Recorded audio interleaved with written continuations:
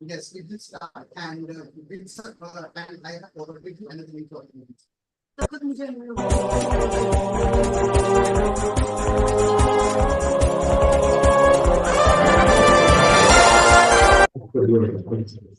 Good morning, everyone. I request the participating teams to turn on their cameras and have a check on the mic. Participating teams are also requested arrangement. All the participants should be visible and audible. Please check your seating arrangement. Hello. Good morning. Are we audible? Yes. Loud.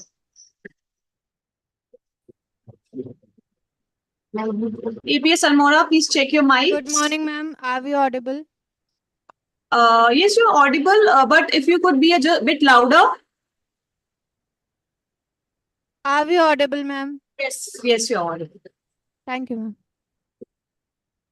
I request all the participants to just check that they are audible or not.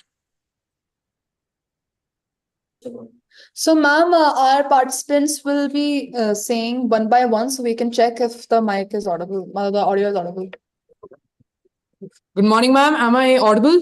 Yes. You can just say good morning and pass on to the next Good participant. morning. Okay. Good morning, ma'am. Right. Thank you. इसको हटाओ.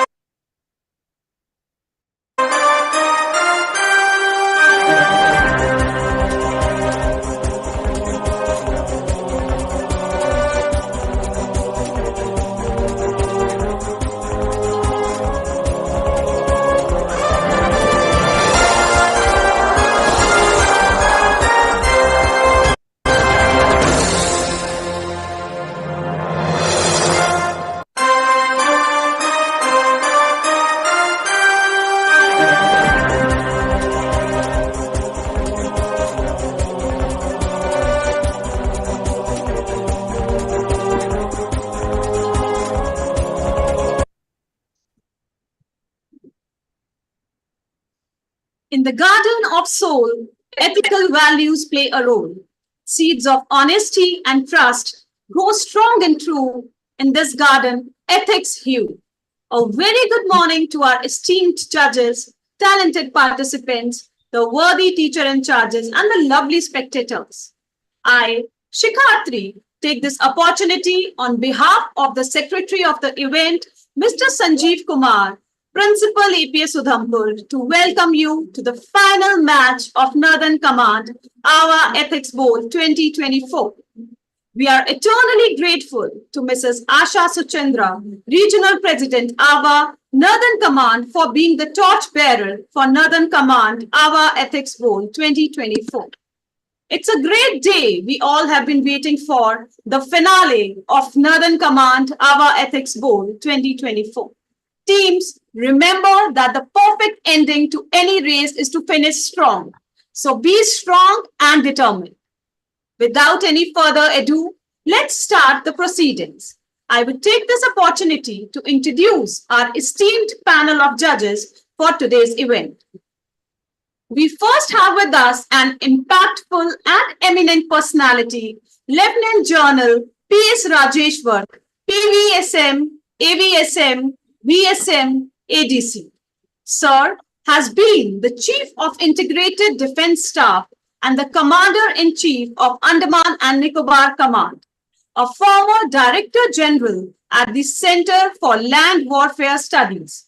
He is deeply interested in national security and youth empowerment. I consider it a great honor for all of us to have you as a jury member, sir.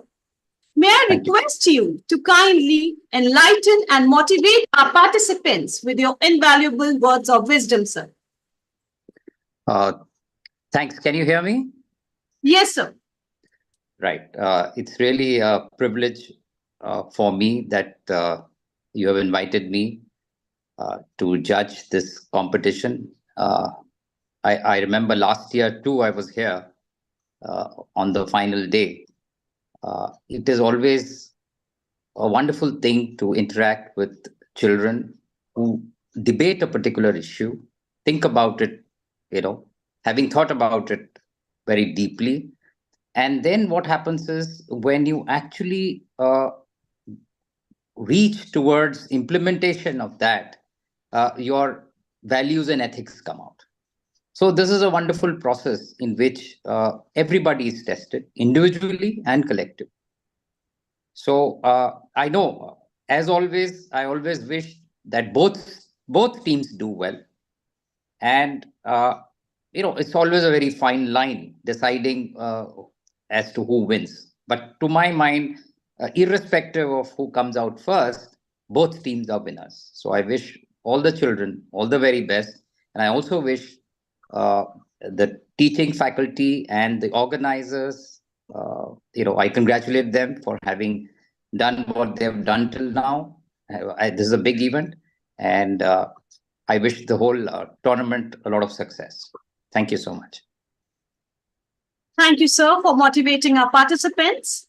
Next in the panel, we have an influential personality in the field of education, Mrs. Lakshmi Venkatesh.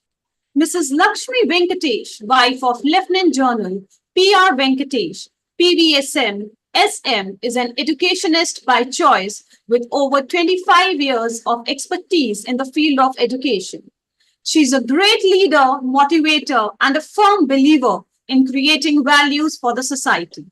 With these skills, she has been successfully able to introduce pedagogical changes and creating a vibrant teaching learning environment.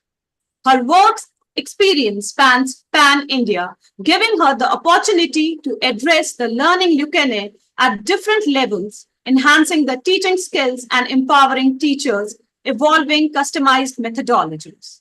Currently, she heads a school in Delhi which caters to the first generation learners and has led the school responsibly.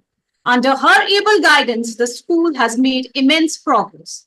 We welcome you on board, ma'am. It would be our pleasure to hear you, ma'am. Hello, my dear children. All set? All set for the fight? Well, I've been always dealing with children, so I think I always feel very young. And I wish, we had an opportunity like you guys had to speak our mind, although at our times things were very different. And of course, the information dynamism which is existing. So you people have access to wonderful set of information. How you use it and how you make use of it for a sustainable future is in your hands. And well, today's topic is also pretty interesting, quite enamored, especially when we are all talking in terms of sustainability. So let me hear what you all have to say. And as I say, this ethics bowl, I think this is the third straight years I've been judging. And it helps me to understand the diaspora, different diaspora, and how the children see across various things. And you know what? This is one thing which is actually the litmus test for all of you. You will be meeting these kind of situation, a quadrangle situation where you will have to think whether should I give in to the normal, should I give in to greed, Should I think about myself or the principles which has shaped you? These are some things which will haunt you throughout your life. So let's have a peek into how you're going to react perhaps in future as you all blossom into very good leaders, effective leaders. And thank you so much. All right, children. So all the best to all of you. Thank you, ma'am, for motivating our participants. Our third jury member is also a great educationist, Mr. K.B. Jad, principal of PRFS Mathura, Aditya Birla Group School. Sir has a vast experience of 27 years in the field of education. He is certified resource person of CBSE for training principals and teachers in pedagogical leadership. Sir has conducted more than 50 workshops for principals and teachers of Noida region CBSE schools. He has attended leadership programs in IIM Ahmedabad, Wharton Business School, US, Singapore Management Institute, and Birla Management Institute. Visited schools in US, Bangkok, Singapore, and Hong Kong. We are honored to have you, sir. Sir, may I request you to kindly share some of your success strategies with our participants. Over to you, sir. Thank you very much. It's always a pleasure to be a part of this, learning event. I call it as a learning event because, I have been fortunately, part of this event for last 3 years. And more than judging the event, I think it's a learning for me. When I listen to these young debaters, when I listen to their arguments, which are not only logical, but full of, values and ethics. And that, I think, is what is the purpose of having this event called Ethical Bowl. First of all, I would like to congratulate both the teams for making it to the finals of this, prestigious event. I think it's a great job they have done because competing with so many schools and then reaching the finals is in itself an achievement. So whatever the result be, that is fine. But for me, both the teams are achievers and winners. So I congratulate all the participants for reaching up to finals. And I'm keenly looking forward to listen to their views today about the topics that have been given today. Their topics are very burning topics and very interesting topics. And it will be a pleasure to listen to these young debaters about what they have to say. And I wish them all the best and may the best team win. Thank you. Thank you, sir. Thank you for those encouraging words. I'm sure that all our participants will give their best. Time judge for today's match is Mrs. Monica Kaur. She is also one of the moderator in Northern Command AWWA Ethics Bowl 2024. We welcome you, ma'am.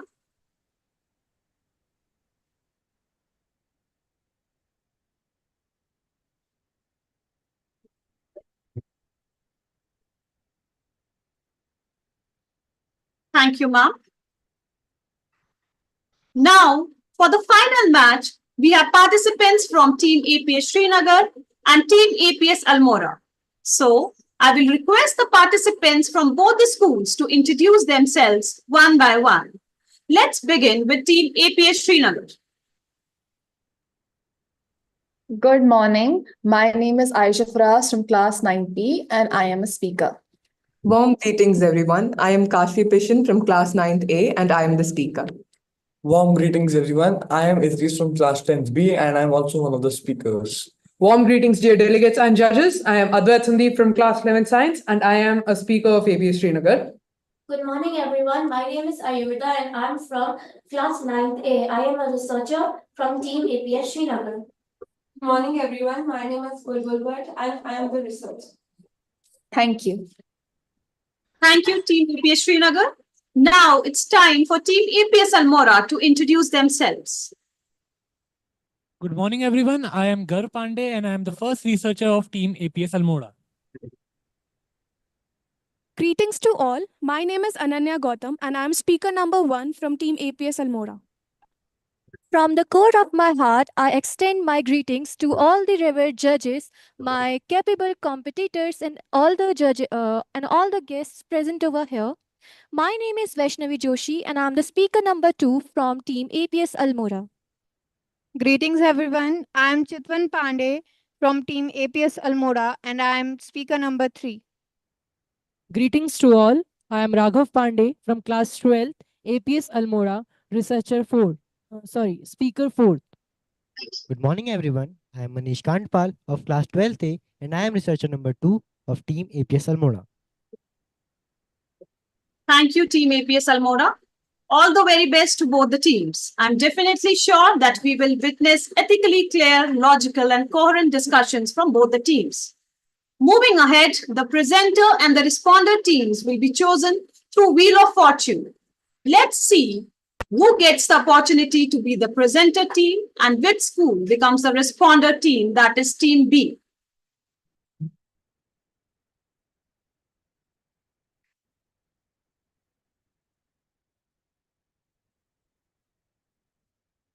All right, so our Team A is APS Almora, the presenter team. And Team B is APS Srinagar, the responder team. I request the judges to please note that APS Almora is Team A, the presenter team, and APS Srinagar is Team B, the responder team. Participation is not just about being involved. It's about being committed. And to be committed, you must know the rules of the game you're participating in. So, my dear participants, let me briefly explain you the rules. Though the important guidelines and rules have already been shared with you, but still I would request all of you to listen them once again carefully. Here are the rules. Each team will be given 8 minutes to present, including answering the ethical question put up by the moderator at the end of case study. A reminder bell will be given after 6 minutes and the final bell will be given after 8 minutes to sum up the case. After that, 1 mark will be deducted for every minute excluding the time limit. The other team will be given 3 to 4 minutes to confer and 5 minutes to comment. A bell will ring after 5 minutes. The other team is also required to ask a maximum of 2 questions to the presenter team post their commentary. The presenter team will be given 3 to 4 minutes to confer and come back with their answers. No cross-questioning by other team is allowed. The presenter team is required to answer the questions put up by the other team within 5 minutes. The team can decide whether all members speak or only one member speaks. A reminder bell will be given after 5 minutes. After this, all the judges will ask 1 question each. They're allowed to cross-question the presenter team members. The presenter team will get 3 to 4 minutes to confer and get back with the answers.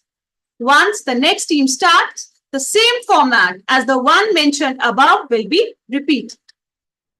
I hope the rules are clear to everyone, APS Srinagar and APS Almora. Yes, Yes, yes, ma'am. ma'am. Yes, ma'am. Yes, ma'am. APS Almora, please turn on your camera. Team A, APS Almora, be ready. I'm going to read your case study now. The title of your case study is Thinking Outside the Blue Box. Canadian consumers and industries recycle only a small portion of the plastics they consume. Researchers at Oceana estimate that 86% of the Canadian plastic never gets recycled. Yet, we continue to manufacture more plastic materials each year. Does our current approach meet our ethical obligations to the environment and future generations? Critics of our current practices worry that recycling can seem more effective than it actually is. Blue boxes for households may encourage a tick box mentality that allows us to think we are part of the solution. Satisfaction and overconfidence with our current systems of production and waste management may dampen our sense of urgency to develop alternatives. Alternatives to recycling include working to redesign packaging rules and regulations in order to reduce waste at its source. Supporting research and development into sustainable new materials, reducing consumption overall, or at least reducing consumption of overpackaged disposable goods, and expanding the ways we use and reuse our materials. We have recently had success banning personal single-use items like plastic straws, and we may continue to collectively regulate plastics. We may also rely on the individual consumers to make environmentally informed choices. Do issues of manufacturing industrial plastics or packaging enter the public conversation? Is there any individual obligation to reduce plastic waste before the government and industries have changed what's easy to do and what's available?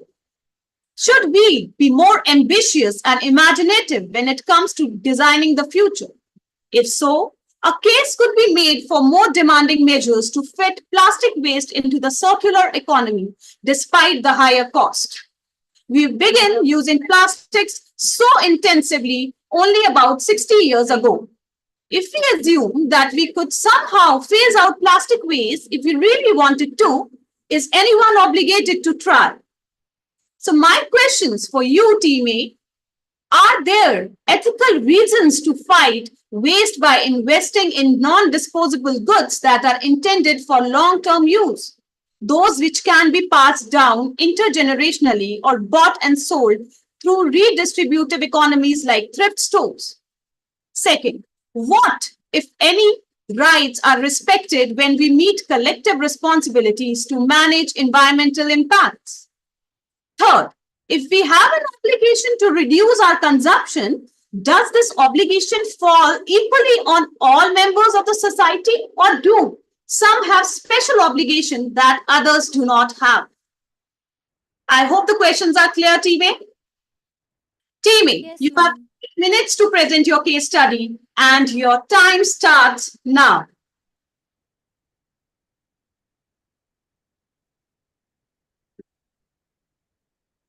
Driven epoch. Ma'am, are we audible? Be a bit louder. In the modern mosaic of our consumption driven epoch, a persistent specter casts an ominous pall over our environmental conscience, the pervasive existence of plastic waste. Each year, a leviathan of waste grows, fed by relentless production of new plastic materials, challenging our ethical commitments to the planet and the posterity. We find ourselves at a critical juncture where the reassuring clink of blue recycling bins may seduce us into a fake sense of virtue, dulling the urgency required for a genuine innovation. As the philosopher John Stuart Mill once opined, the worth of a state in the long run is the worth of the individuals composing it. Imagine the transformative alternatives: stringent redesign of packaging regulations to stem waste at its inception, fervent support for the research and development of sustainable materials, and a radical reduction in our consumption of ephemeral overpackaged goods. Yet, the mantle of responsibility extends beyond policy and industry. It rests also on the shoulders of each individual. The saga of plastic, barely 6 decades in the making, has insidiously woven itself into the fabric of our lives. In the realm of ethical contemplation, we ponder whether investing in durable, intergenerational goods, the treasure of the thrift stores and circular economy, holds moral merit or not. As we delve into this discourse, let us summon the courage of our convictions, daring to envision a future where plastic waste is but a distant memory. The natural resources will not last forever. Eventually, everything comes to an end, and it is near with the rising levels of population and production. People throw away plastics and simply do not care. Well, talking of us, then plastic flows through our bloodstream, adheres to our organs, and carries with it heavy metals known to cause cancer. When the plastic problem is discussed, solutions such as recycling or circular economy are often mentioned. Theoretically, no plastic would end up in the environment if the used plastic would be recycled and reused as virgin material. Unfortunately, the reality is less bright. The The British non-profit Recycle Rebuild worked together with a Dutch company called Precious Plastics to create a building brick that's made 100% out of recycled plastics. The design of the brick reminds us of the infamous Lego brick. Beeswax coated cloth is yet another alternative to plastic. Mealworm larva populations are bred in small areas with readily accessible food, such as wheat bran, cereal flakes, organic waste, with no additives, pesticides, antibiotics, without excessive consumption of water and energy, and with a great reduction in greenhouse gas emissions. Though researches are in progress, but these are a ray of hope to us.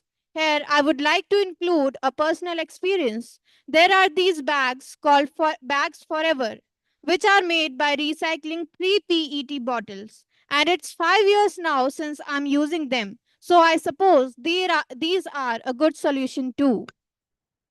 Ashakyam prakrite rite jivanam.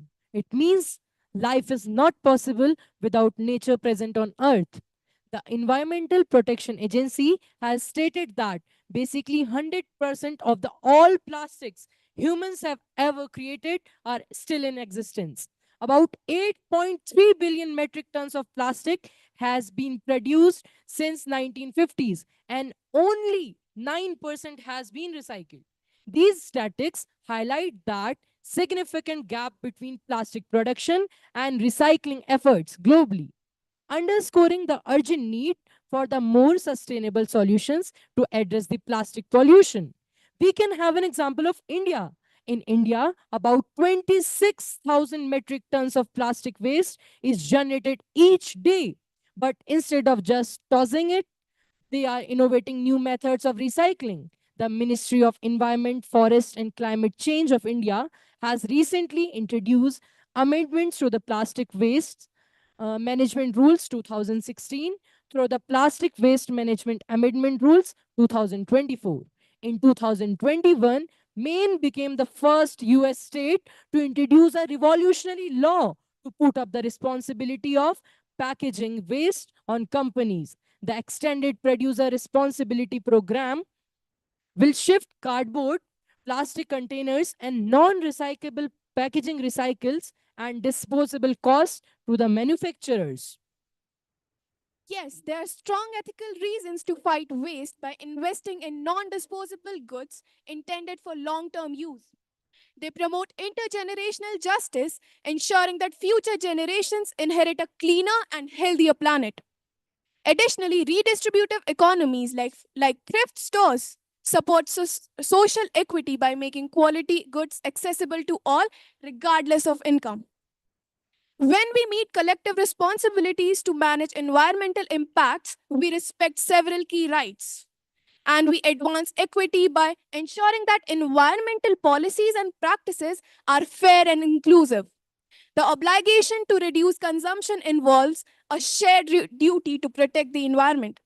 However, this responsibility is intensified for those with greater resources and higher levels of consumption due to their disproportionate environmental impact. Wealthier individuals and corporates are better positioned to implement sustainable development practices and invest in green technologies. Moreover, developed countries often provoke environmental issues by dumping their waste in third world countries, which creates severe environmental and health crises for vulnerable populations. Also, leaders have a special duty to create regulations and incentives promoting sustainability. The intricate labyrinth of the recycling industry, marred by economic and systematic challenges, begs the question of its efficiency. This prompts a poignant inquiry. Does recycling genuinely mitigate our mounting waste dilemma? The recycling industry, amid economic and systematic hurdles, raises the vital questions of its effectiveness in addressing our waste crisis. Despite noble intentions, paradigms like single stream systems falter due to contamination, necessitating costly sorting. Plastic recycling particularly faces dire challenges with plummeting scrap values and prohibiting costs outweighing benefits. ethical consumptions through promising struggles to translate into tangible change. Only through visionary thinking and a departure from entrenched norms can we aspire to a plastic free future. In closing, our duty to manage environmental impacts require both practical actions and ethical considerations. Together, we can make a lasting impact on our environment and society. Thank you. Team A, APS Almora, you spoke eloquently. Those were some thought-provoking points presented by you. Team B, you have 4 minutes to confer. Team B, APS Srinagar, you have 4 minutes to confer, after which you will present your summary and will also pose maximum 2 questions to Team A. Pose both the questions together and your time starts now.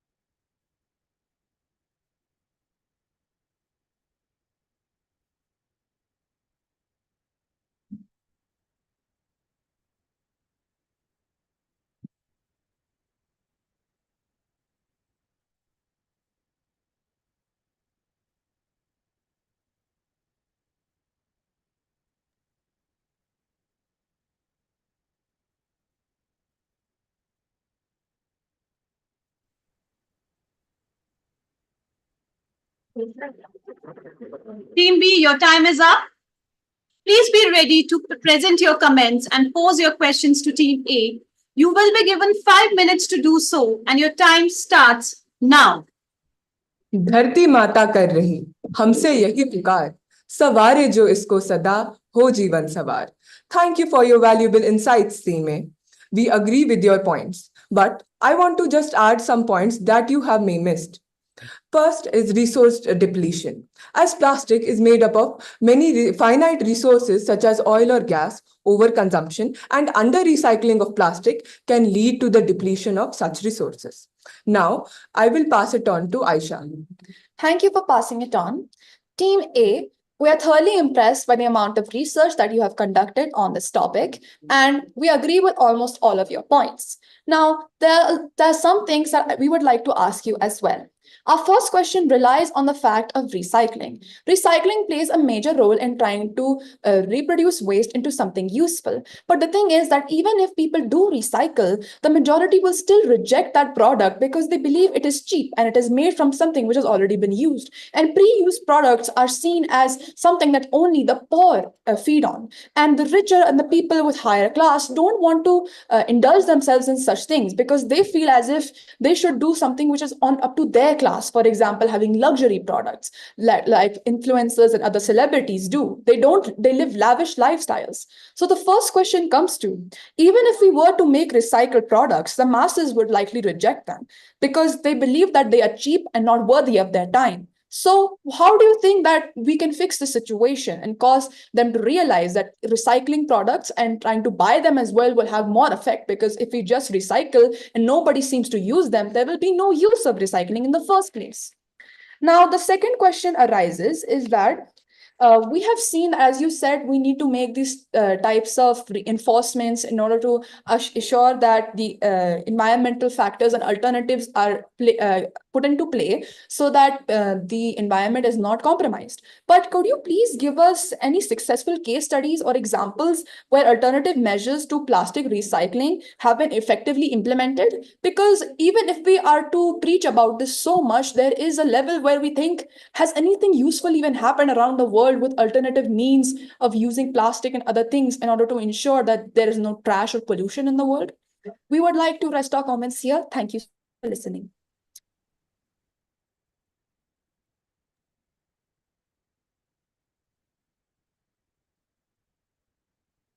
Team A, APS Almora, you Yes, have ma'am. 4 minutes to prepare your answer.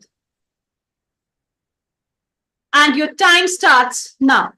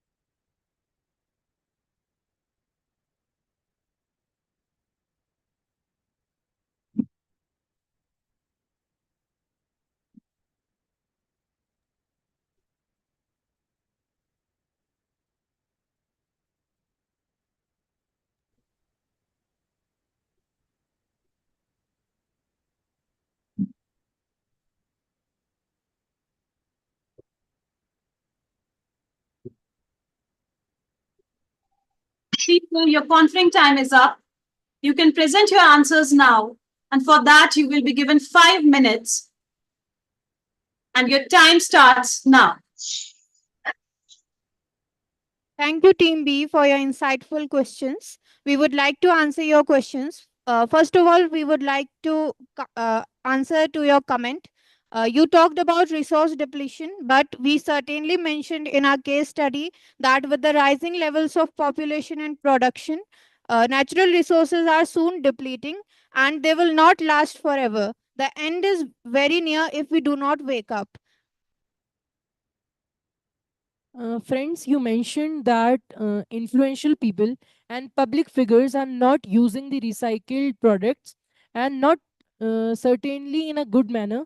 But I would like to give an example of the Prime Minister of India, Narendra Modi, who wore a plastic bottle jacket which was made of plastic bottles by Indian Oil on February 8, 2024 in the parliament during the winter session.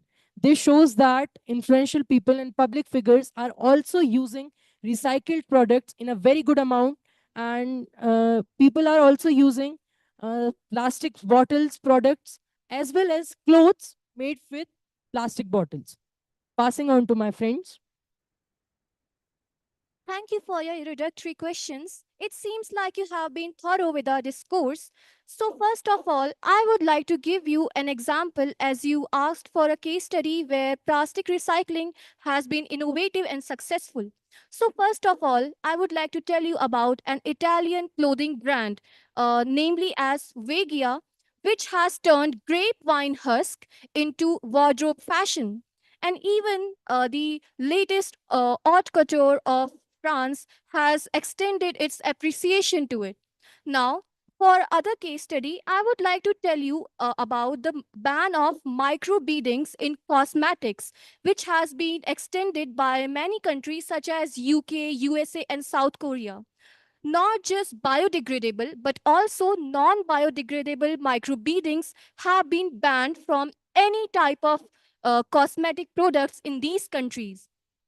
And we also had included one example of our own country in our presentation, that is where Indians have converted tons of plastic into roads. So if it is not invention, so what is it? I would like to add some points highlighting how celebrities engage with recycled products.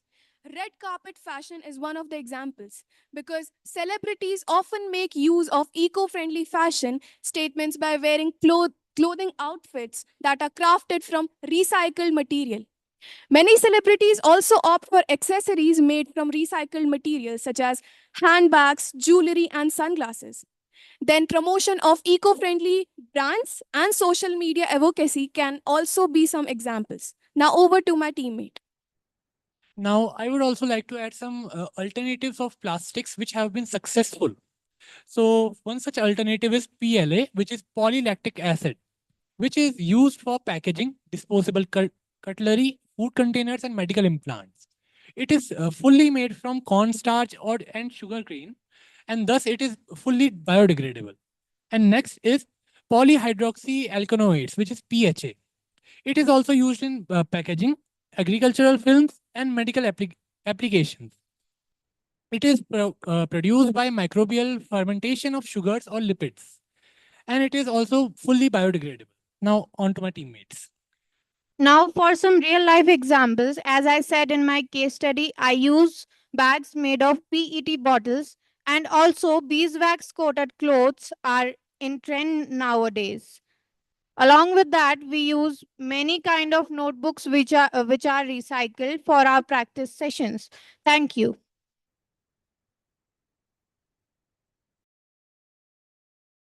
Have some time. Would you like to add on something?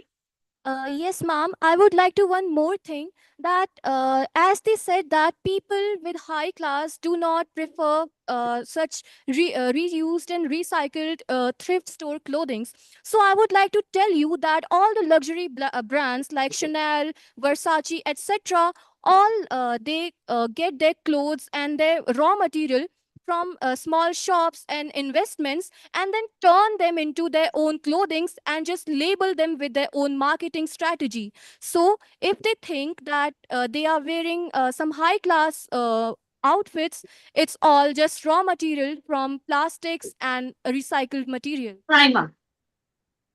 Well done, Team A. I must say that was a wonderful deliberation of thoughts by both the teams.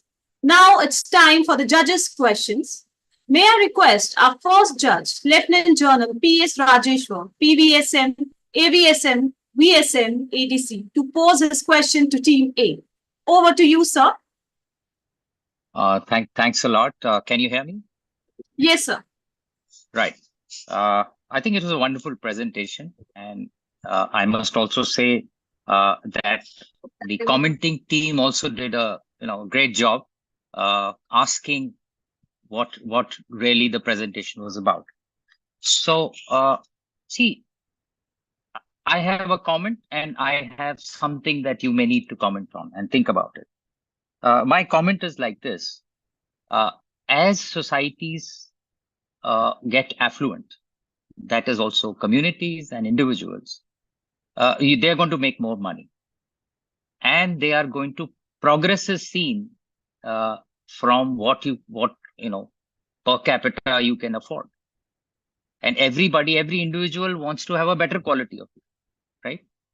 And I wouldn't really say it is greed, but it is very natural that as you get more money, you will have more and more things, right? And in this world, which is a very fast world, which is, some of its manifestations are coming in the next topic.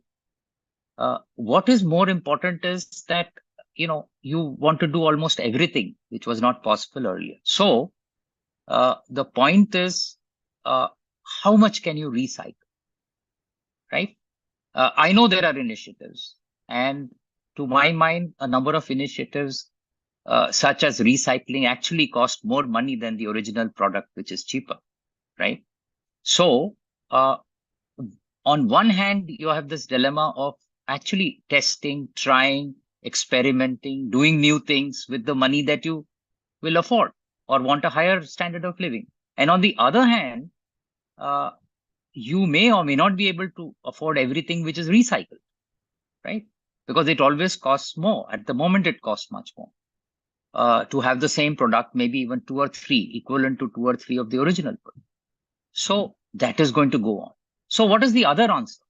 For a circular economy, some of you have pointed out, do you actually recycle or reuse things? Which is the choice? How minimalistic is your footprint, individual footprint? What is your community footprint, right? Can you take that? Is the responsibility for you? Or like that third question, is it for those who have already gone beyond the point? They are affluent, now it is their call. So as people who are growing from school to college to a job, is it yours or is it the generation, your parents and such, the older people who now have to curb what they want? So my question is that precisely. Thank you, sir. Team A, the question is clear to you? Yes, ma'am. All right. You'll get 4 minutes to confer and come back with the answer. Your time starts now. Time starts now. Time is up and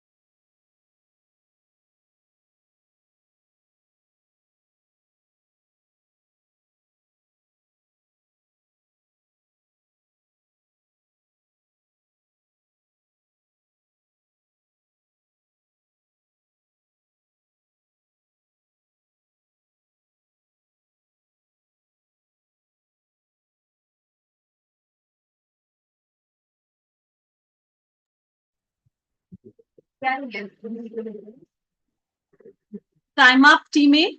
You can now give your answers. Thank you, sir, for such an interesting question. And we completely agree with you that recycling has undoubtedly proven its efficiency in solving the plastic problem, but it involves large hidden costs in collecting, sorting, and manufacturing. For short term, it is good, but in long term, it is not economically worthwhile. We can make the world a better place just by saying no to plastic. And for now, the solution is following the 5 R's, that is, refuse, reduce, reuse, repurpose, and recycle. We have to follow the 4 R's first, and then at last, we have the option of recycle. To elaborate more, I would like to hand over the mic to my partner.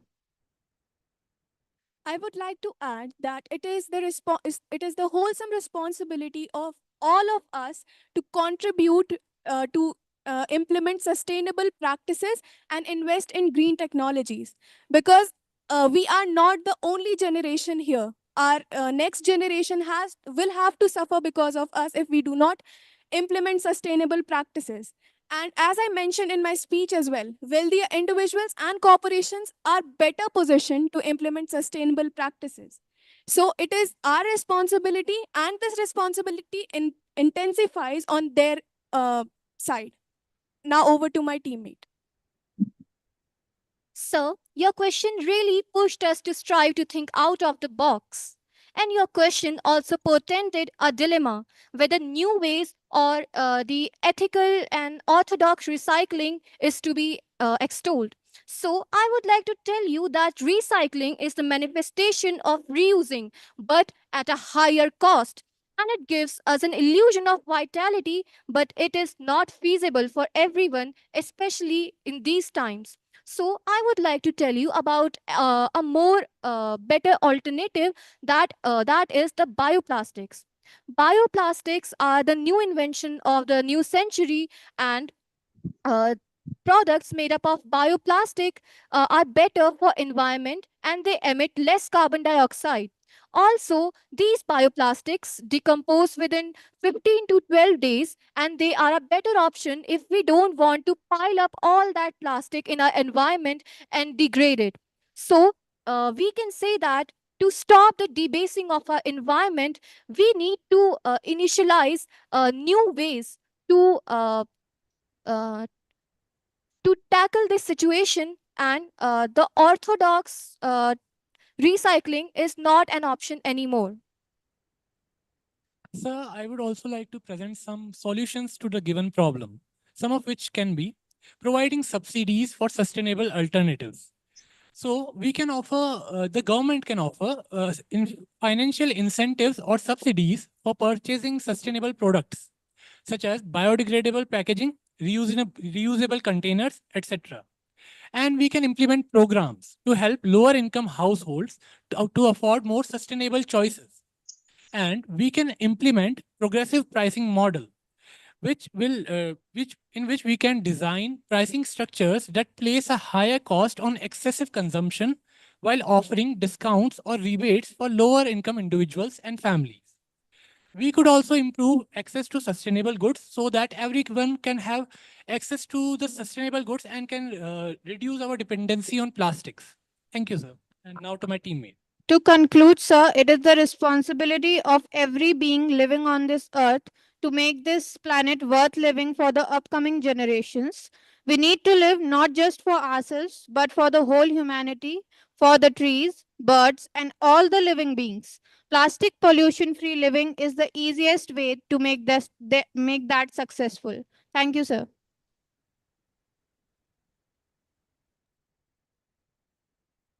So can I just give my comment just to? Yes, sir. Yes, sir. Sure. Right. Right. So I'm very happy. I'm very delighted to see that you comprehensively answered this question. Not only have you acknowledged that the costs of purely recycling are higher, you've also pointed out what is important is the collective responsibility. You don't need to really pitch it up to people, of my generation or the ones in between. It is also your bounden responsibility that you're also pointed out that for the next generation, which is going to come after you, I mean, which is going to follow you, you also added new ways, whether it is products or it is methods to actually sustain the environment. So all these have been very well covered. So my basic point is I'm very happy with the way you have tackled this. And also, of course, the point that I also gave you is the choice between being as minimalistic as possible and going forward, because the more this world turns digital, you will have digital devices which will come in. You may just say that its size is less, but how do you dispose its batteries? How do you actually reuse it? How these things will go? So it will take another form, and it's not purely, one beast like plastics. It could be many more other things. So I'm very happy that you pointed out everything that goes there. Thank you so much. Thank you, sir. May I request our second judge, Mrs. Lakshmi Venkatesh, to ask a question to Team A. Over to you, ma'am. Yeah. Hello, children. You all have spoken quite well. It was quite an invigorating talk. I mean, and of course, the flow of thoughts was so good. Well, I ask you very simple questions. We always have a good brainstorming sessions. People come out with hordes of solutions and advices. That is always available in plenty. But now tell me one thing. If you are in the seat of power, assume that you are in a seat of power, and we all know that plastic is bad. You just mentioned about the biodegradable plastic, right? But if you really look into it, that also has its own defects. They are not completely biodegradable. They are very costly also. And in fact, the structure, the PET, which we say, that structure itself is similar to the normal plastic. So we can't always assume that it is completely 100% biodegradable. Anyway, that's besides the point. Now, we all have plenty of advices. In fact, you all came out with plenty of suggestions. Now, what I want you people to do is, you are in charge of the complete, let's say, ministry. Every ministry swearing in ceremony is going on in full swing. So, assume that you are given the Ministry of Waste Management, right? How are you going to evolve policies which shall ensure 100% implementation of the policies and advices and certain things which you all suggested that should happen? How are you going to ensure at the basic, even at the worst, in the remotest of the corners of the country? It's a vast nation. I hope you got my point. Yes, All ma'am. right. Okay, Team A, the question is clear to you? Team A, question? Yes, ma'am, it is clear. Children, you will be getting 4 minutes conferring time, and your time starts now.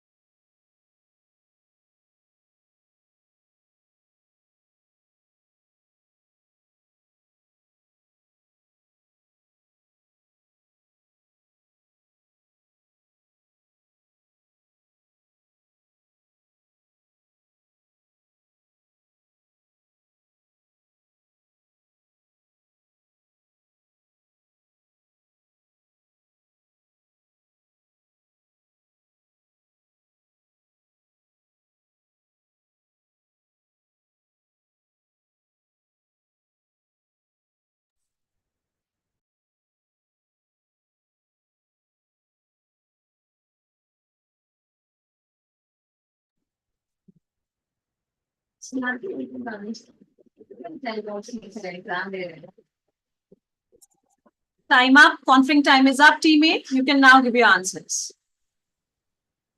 Thank you, ma'am, for your question. Ma'am, talking of bioplastics, then obviously nothing is perfect in this world, and it is indeed a good alternative. Uh, it cannot take the place of conventional plastics, but it is an alternate, and also it produces carbon emissions comparatively less. And also, we have milliworms which can decompose plastics in minimal conditions. So, obviously, this is not proven right now. Researches are going on, but we hope that this comes up to be successful. Now, over to my teammate.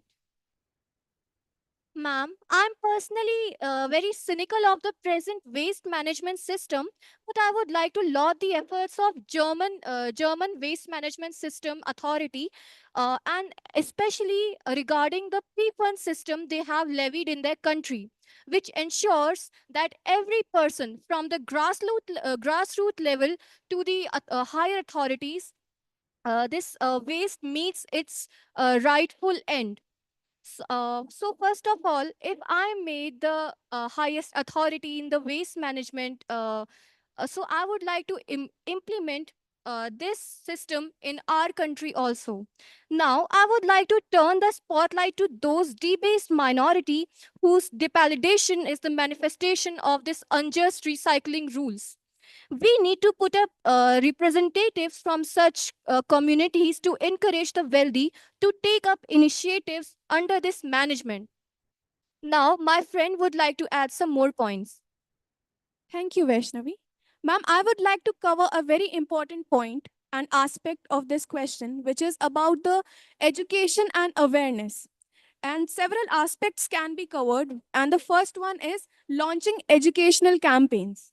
Develop country-based educational programs to raise awareness adopted about the importance of reducing plastic waste and promoting practical tips for sustainable living can be very helpful.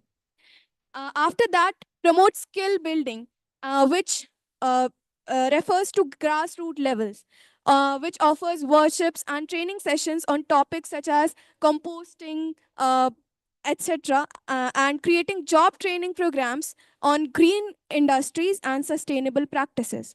Other than that, community programs, which raises fund community initiatives that promote local solution to plastic waste, such as community gardens, tool libraries, and repair cafes. Now over to my teammate.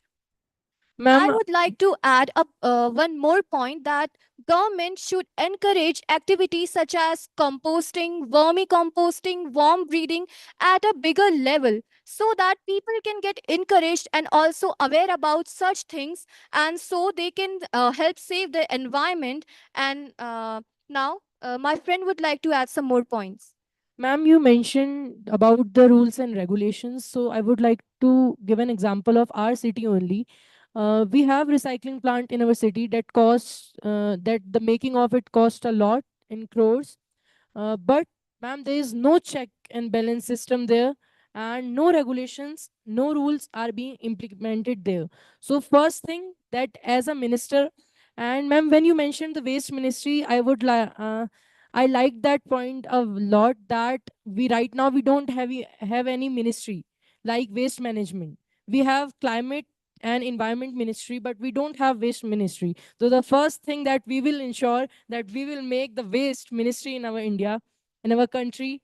And second thing that we will ensure that we will regulate and we will check that all the policies that we make are reached to the grassroots level and they are implemented there. Because we can see the example of our city only. We have the recycling plant.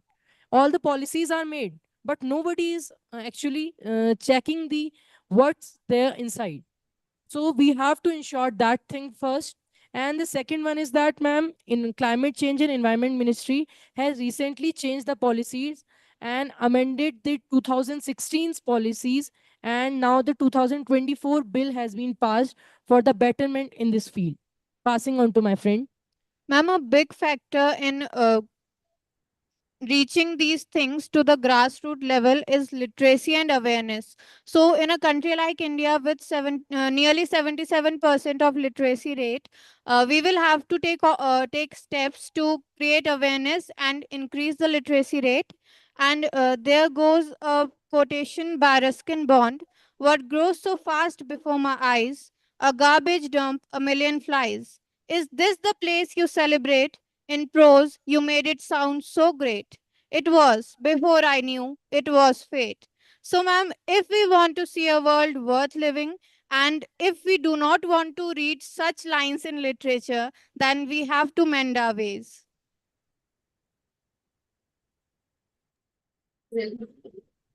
Ma'am, are you satisfied with the answer given by Yeah, quite satisfied.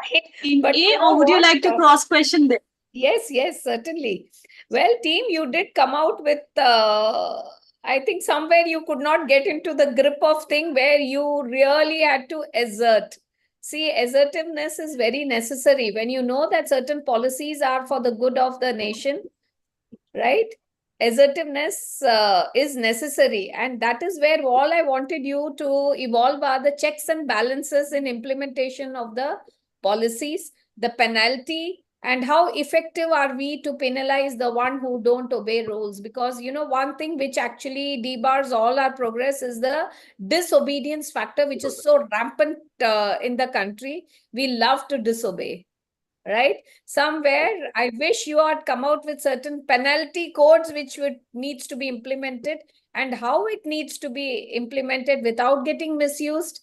Be it a person, as you just said, the higher echelon are the ones who don't who don't obey. But I would like to tell you over here that it is the ignorant population which is sizable, which is eating into our system right now, right? And they think it is their right to disobey.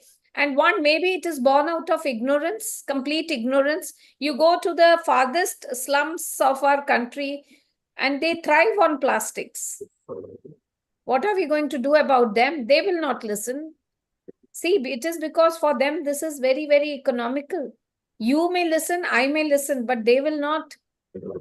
And they are a sizable chunk of your population. And these heaps of plastic waste, which is being there, somewhere the production has to be put to a stop, right? Alternate education has to be in place. And of course, anyone, it is not just the plastic. You just see the toxicity which is being pumped into our river. What about Yamuna? Yamuna has literally gone dry now, right? And it has all the toxic chemical waste which has been there, which is pumped into these rivers. But where are the penalty part of it? It is so that also comes into it. It is not just the plastic dump. It is the chemical dump also, which is being, the rivers are getting completely poisoned, right? So we need, I would like, that advices are plenty, but I think somewhere we need to evolve policies which is clearly aimed at penalizing the disobedient, and how to completely put an end to these practices. But anyway, you did well for that short time. You really did well, and I'm quite happy with it. Thank you, my dear children. Thank you, ma'am. May I request our next judge, Mr. K.B. Jar, to pose question to Team A. Over to you, sir. Well, first of all, I would like to congratulate Team A for understanding the case so brilliantly and putting their points so systematically that they really deserve a round of applause. So congratulations, Team A. See, plastic has entered our lives. Nobody can deny that fact. And we cannot do without it also. You can see, you see any household article, 90% of it is plastic. So, doing away with plastic may not happen overnight or in 6 months, 1 year. So ultimately, the mindset has to change. And as they say that, one man's waste is another man's treasure. Now, some of you who are in class 12th or who are going to class 12th, there's one chapter there called Lost Spring. It is about the boy who's a rag picker. His name is Sahib Alam. And he makes livelihood out of it. The entire family depends on that rag picking.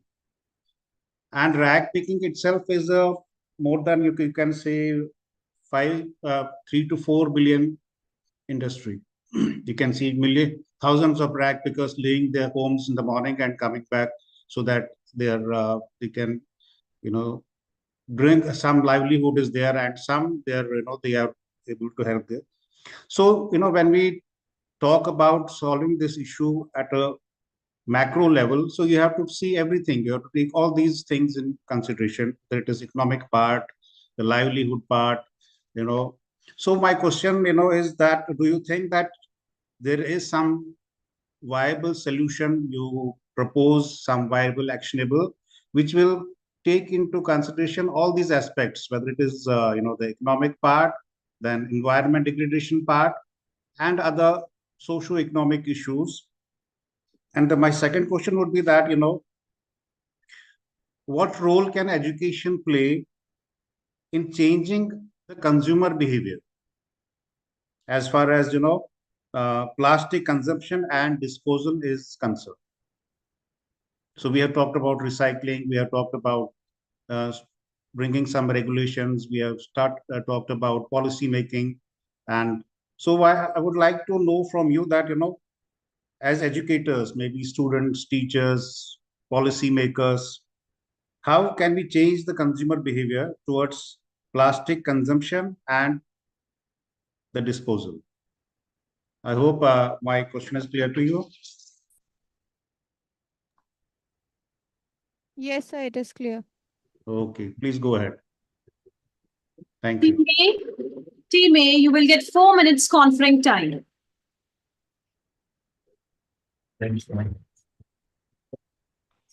Your time starts now.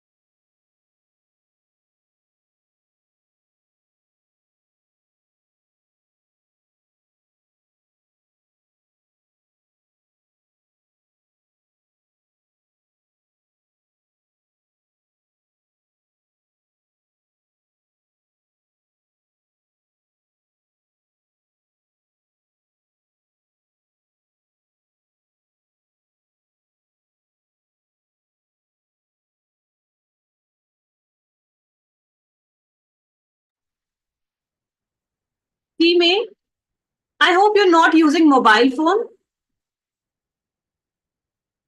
All right.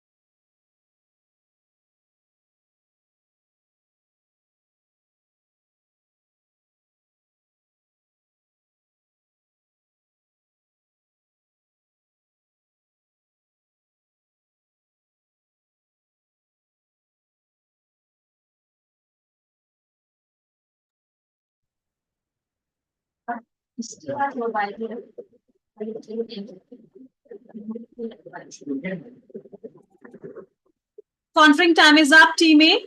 You can give your answers now.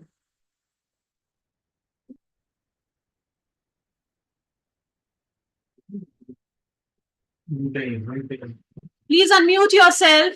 APS Almora, please unmute yourself. Sorry, ma'am. Thank you for your eurodictory questions, sir. Now we would like to answer your questions according to how we have brainstormed them. So, for the first thing, addressing economic, environmental, socio-economic, and livelihood at all once is a very tremendous task, and we need to gather a big audience and keep in our mind that the considerations and all the aspects of their lives and our lives and our nation at once. So, first of all, I would like to also press on the another question, which was regarding education. So I would like to tell you that circular economy initiatives, as we had already added the points in our presentation. Also, these principles can help create economic opportunities while also reducing plastic waste. This includes promoting recycling, etc. And it can also minimalize the need of virgin plastic production, and it can also prove economic as it can increase the jobs in recycling sectors. And also green jobs creation is another example where investing in green infrastructure projects such as waste management facilities, recycling plants, and renewable energy initiatives can also give employment to people, as well as help in socio-economic awareness among people. Now my friend would like to add some more points on the same. So I would like to add some more points, and the first one is sustainable livelihoods. Supporting sustainable livelihoods for communities affected by plastic production, such as coastal fishing communities or those who are reliant on tourism, is very essential. And this can involve diversifying income sources, providing alternative employment opportunities, and investing in sustainable tourism practices. Then plastic waste management programs, which we talked about a lot, and implementing them, including collection, sorting, recycling, disposal, can mitigate environmental pollution and improve public health outcomes. For further elaboration, my friend is going to answer. So, as plastic is something which never degrades, so we have to first of all follow the 5 Rs. And for a viable solution, we have to engage a big audience and make policies. It cannot happen with 4 people sitting in a room, and we all have to be together to find a viable solution for it. Representation of each and every person of India belonging to different economic, social background should be there, and common interest policy should be initiated for this. Now, my teammate would elaborate on this.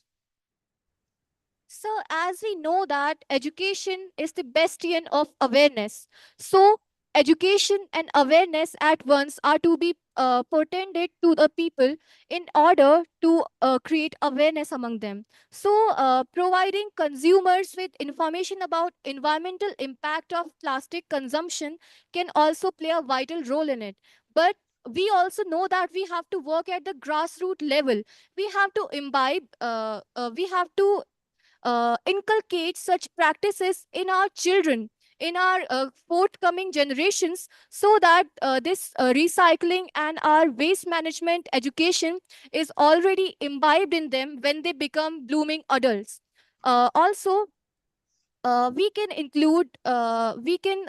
reform our education system to include more practical offerings, such as we can teach them how to vermicompost, we can teach them how to recycle. And also in our school there is an annual competition called best out of waste competition, which also teaches children to how to recycle and how can they turn all those garbage and into something useful and creative.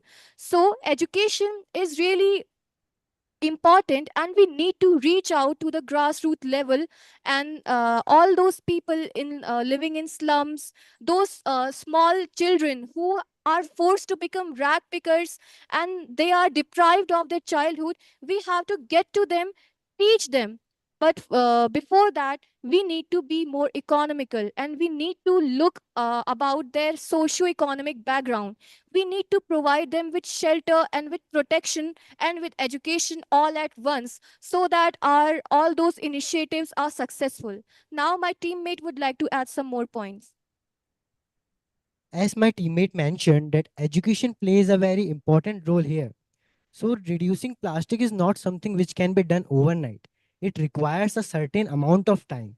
And within that time, I can suppose that our literacy rate will definitely grow as the use of plastic will become less. So if our the use of plastic is less, so certainly rag pickers will not be able to do their job. So in that case, we can assume that if the use of plastic is less and our literacy rate is more, then we will have different kinds of different jobs for the rag pickers, which they can do in the future. So I would like to add a point to reach out to the grassroots level.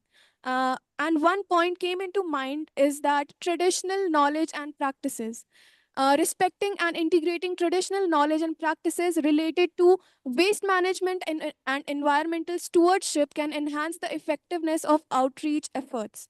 And working with local elders and community leaders to incorporate traditional wisdom into modern solution can also help build trust and credibility within grassroots levels and communities.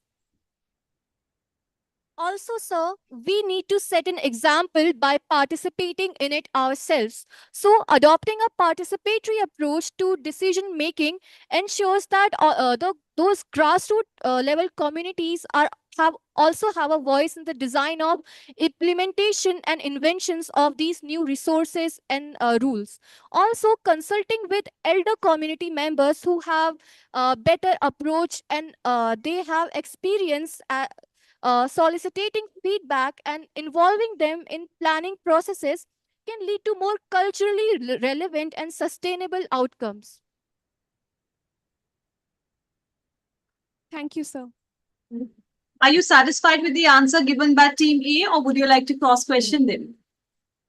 Well, thank you very much for your response, and I'm satisfied to great extent. You see, we say that think big, but start small.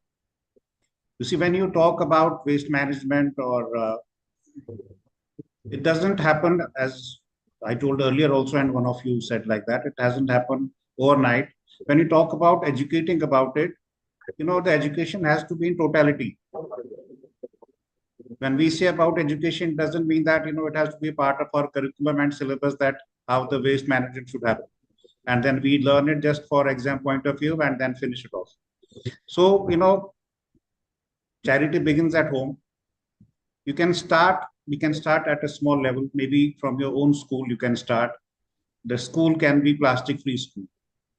So, you can have, whenever you bring some snacks or tiffin, it has to be strictly enforced that it has to be in some paper, those or cloth or some different box, but not in plastic. So let us start with small classroom and then go to, and that can, in our own homes, we can be very, we can promote this idea that we don't want any plastic in your, if we have to get some vegetables or some provisions, we can take one, a cloth bag, go to market and buy. That is how the general awareness will start. And maybe it spreads. For example, there are 500 students in your school or 1,000, so it will go to 1,000 families. So naturally, as a consumer, we also have to be educated and enlightened. And we have to behave like an educated customer. When we go, particularly when we talk about that, single-use plastic, that is more dangerous. And that can, at least we can start with that. And gradually, we can, the awareness can spread. And meanwhile, as you rightly said, we can have some policy, some sort of this thing to see that socio-economically also it is taken care of, and it doesn't leave people, especially the children and rag pickers, with, deprived of livelihood. So Thank you very much for your response and for your systematic thought process. Thank you. Thank you, sir. Very well answered, Team A. You have very well presented your views with great zeal and enthusiasm. We had some very compelling ideas from both the teams in our first round. Now it's time for Team B to present their case. Team B, APS Srinagar, I'm going to read your case study. The title of your case study is Social Media, a Key to Language Deterioration. Social media has become an essential part of the current general which eases communication and also is form part social medium that is used by many people. Educators and students reap the benefits of social media because of its convenience and features. Group chat, share information via posted links, and etc. This computer-mediated communication transcended into a different language of communication, which is not a form of standardized English. This has led to the computational linguistics and eventually desensitized people with poor usage of English language.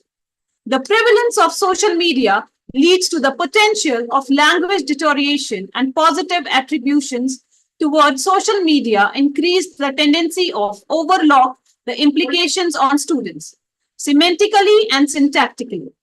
Besides that, the length of sentence becomes shorter.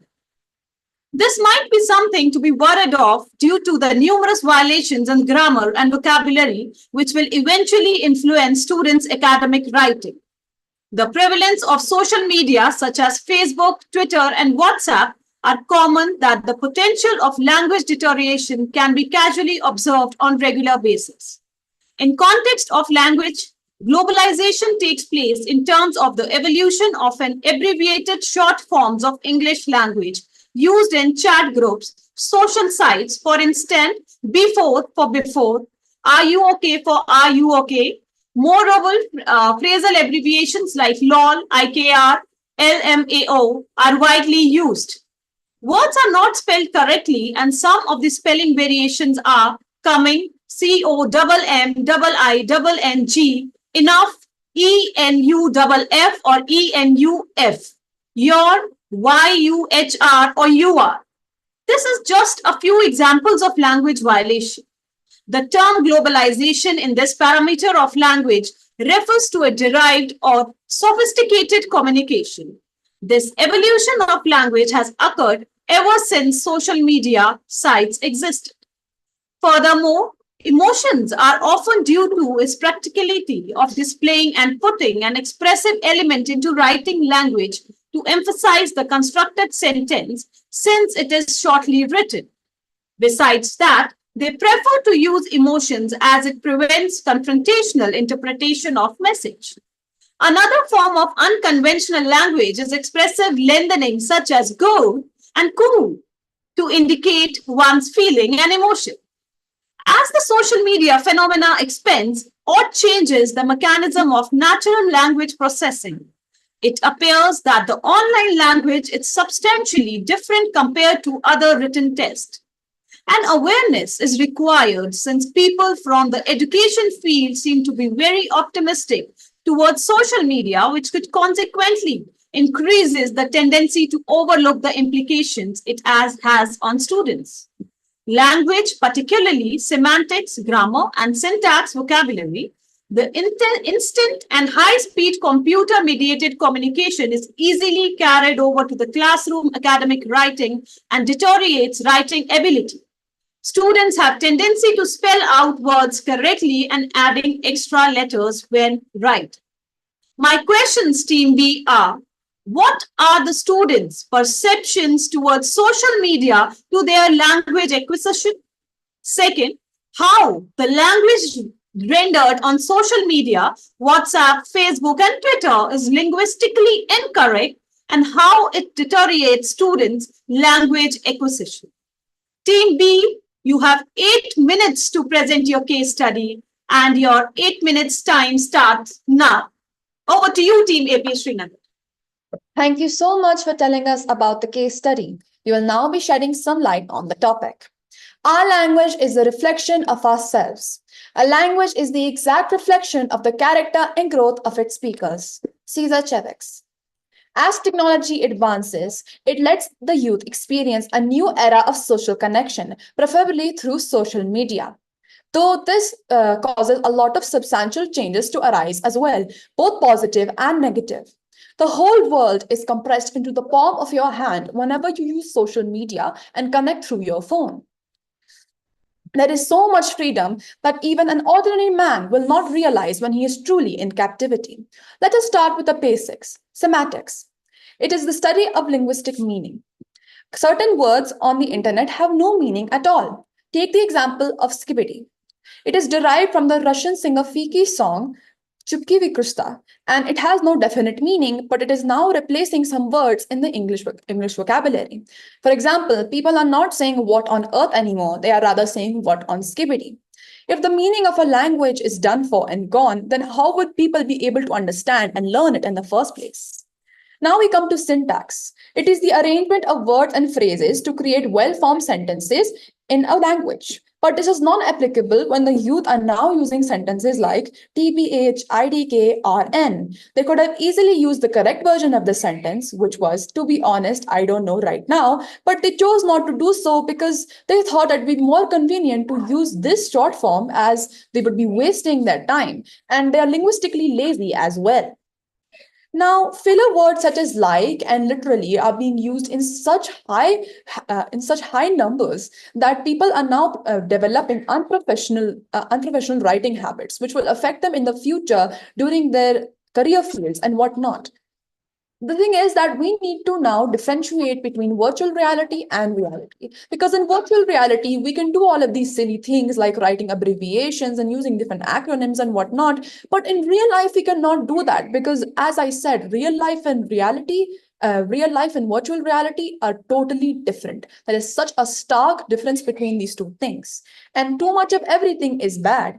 And these are not interchangeable by any means. You cannot use social media language in real life, and you cannot use the real life sophisticated language on social media, or you'll be seen as weird.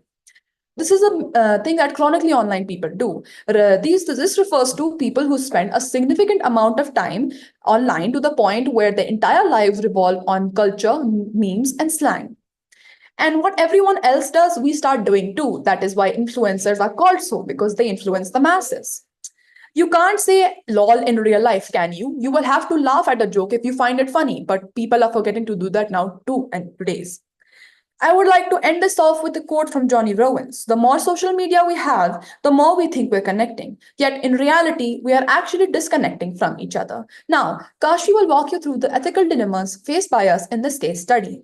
Sahitya Sangeet Kala Vihinaha. Sakshat Pashuha Puchha Vishanahinaha. It means that a person who is without literature, music, and art is just like an animal without horn and tail. Dearest delegates, the ethical issues involved in this case study are as follows. First, language violation. As the world evolves, people are becoming less patient. On social media, people, mostly teenagers, do not have much time to write whole sentences. So they use abbreviative forms of those sentences to make communication easier and faster. Second is loss of traditional language skills. As such abbreviative languages become prevalent, people are using it in their day-to-day lives, which is deteriorating their speaking and writing skills. The third ethical issue is use of such language in school. Such computer-mediated language can negatively impact the academic performance of students. It can deteriorate their writing skill and can cause problems in their vocabulary and grammar. Now, I would like to quote some words from Mahabharata. Vagvai bhavam samaartho iti dharmagya. It means that one who is proficient in speech is able to understand the path of righteousness. At the last, I would like to say, शब्दों का खेल हुआ, भावनाएं कहीं खो गई, कभी होती थी बातें, अब चैटिंग में ढल गई, लॉल और ब्रो की भाषा, प्यार का अनकहा अंदाज, सोशल मीडिया ने बदल दिया है बच्चों का अल्फाज. Now, Idris will walk you through the real life examples. Thank you, my worthy teammates, for such a valuable commentary. Dearest delegates, let me reinforce my teammates' ideas by stating some examples on the given case study. Social media, a key to language degradation. According to a study, 60% of teenagers admit procrastinating on their studies just because of social media distractions. Excessive use of social media can lead to difficulties in IRL or in real life in talking and chatting. This is common in 54% of teenagers worldwide.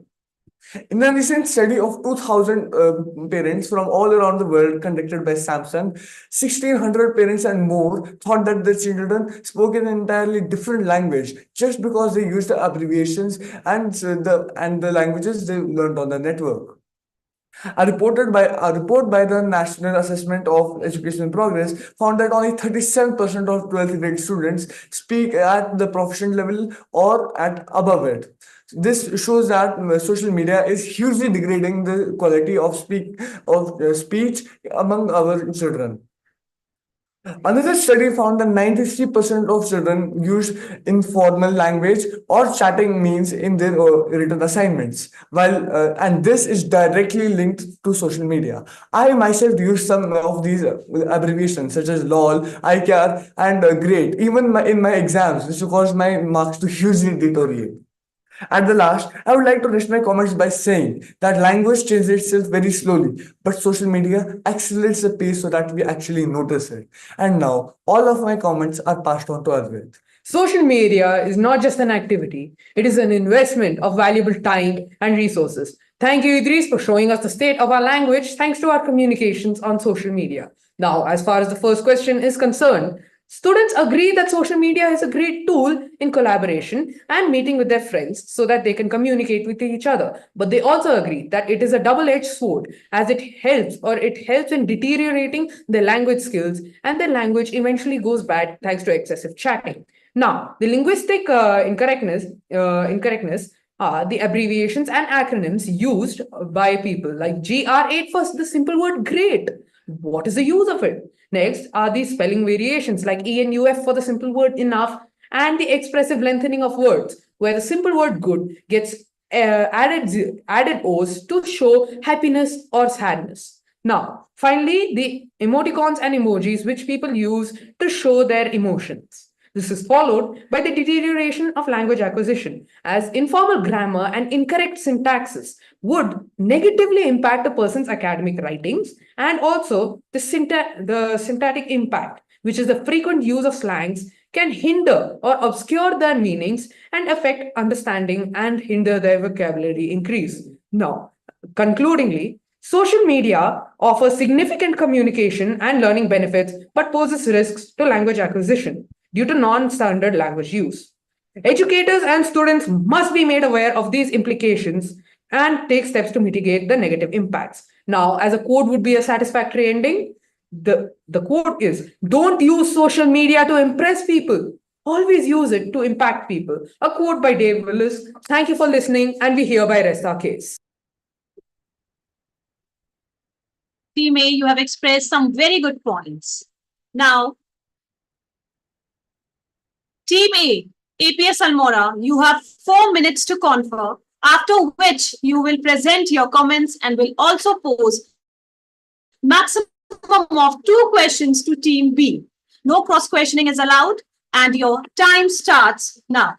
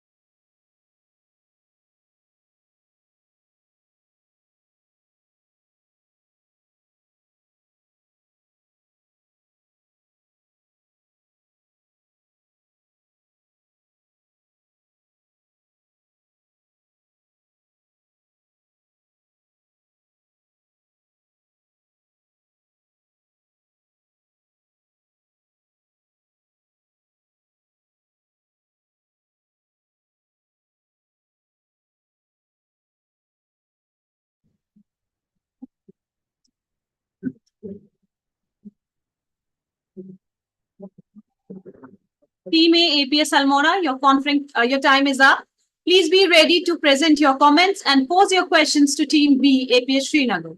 You will be given 5 minutes to do so, and your time starts now. I heartily congratulate my opponents as they gave a really intriguing speech, and it was really nice to see some new points added to what we had already done. Uh, but I would like to add some points from our side as well. First of all, you said that the use of slangs is exacerbating the chasm in the heart of the language and making people linguistically lazy, as you quoted. Do you know what Plato opined when he was asked about language? He said that a language is always inextricably contextual, which means we must know where to use what type of language and how. Also, we know that linguistic metamorphosis is a double edged sword, on one hand signifies a form of globalized communication, but you missed out on a point on how language has slangs have eroded cyber ethics. Like racial and misogynistic slurs have turned into uh, daily usage slangs nowadays. And they are used in order to, deteriorate others and insult them not only on social media but also in the real life. And also, we know that truncation of language is actually horrible, but you missed out on how we can have alternatives to it. Like, how can we save our youth from doing such things like turning each and everything into a slang? Now, my teammates would like to add upon some more. I totally agree with your point that the potential deterioration of language skills from frequent social media usage encompasses several areas. It includes declining formal writing skills, restricted vocabulary, fragmented sentence structure, and also it has reduced critical thinking. There's also a risk of plagiarism, weakened reading comprehension, and emotional miscommunication. And cultural insensitivity may arise from the global nature of social media. But, my friends, I want to say that you must have also included the positive aspects of this case study. And now, my friend will elaborate. We know that the giant of English literature, Shakespeare, came up with his own words and vocabulary like thy, thou, art, etc., which was a great revolution in the world of literature. So we cannot totally hold social media accountable for language deterioration. It can also bring innovations to it, my friends. You included that survey about the parents that they have noticed a notable changes in their children's vocabulary and language. But if you have included the points for the solutions to this problem, it would be a very fantastic point. Now, as for our first question, is it right to criticize the use of slangs when the people using them don't know the difference between the formal and informal language? Now, friends, for our second question, is it ethical for social media to contribute to the erosion of linguistic diversity by promoting a dominant, often informal global language that may overshadow the local dialects and languages of people? Could you It's also please your questions? You were not quite audible. Our first question is it right to criticize the use of slangs when the people using them don't know the difference between the formal and informal language? And friends, our second question is it ethical for social media to contribute to the erosion of linguistic diversity by promoting a dominant and often informal global language that may overshadow the local dialects and languages of common people?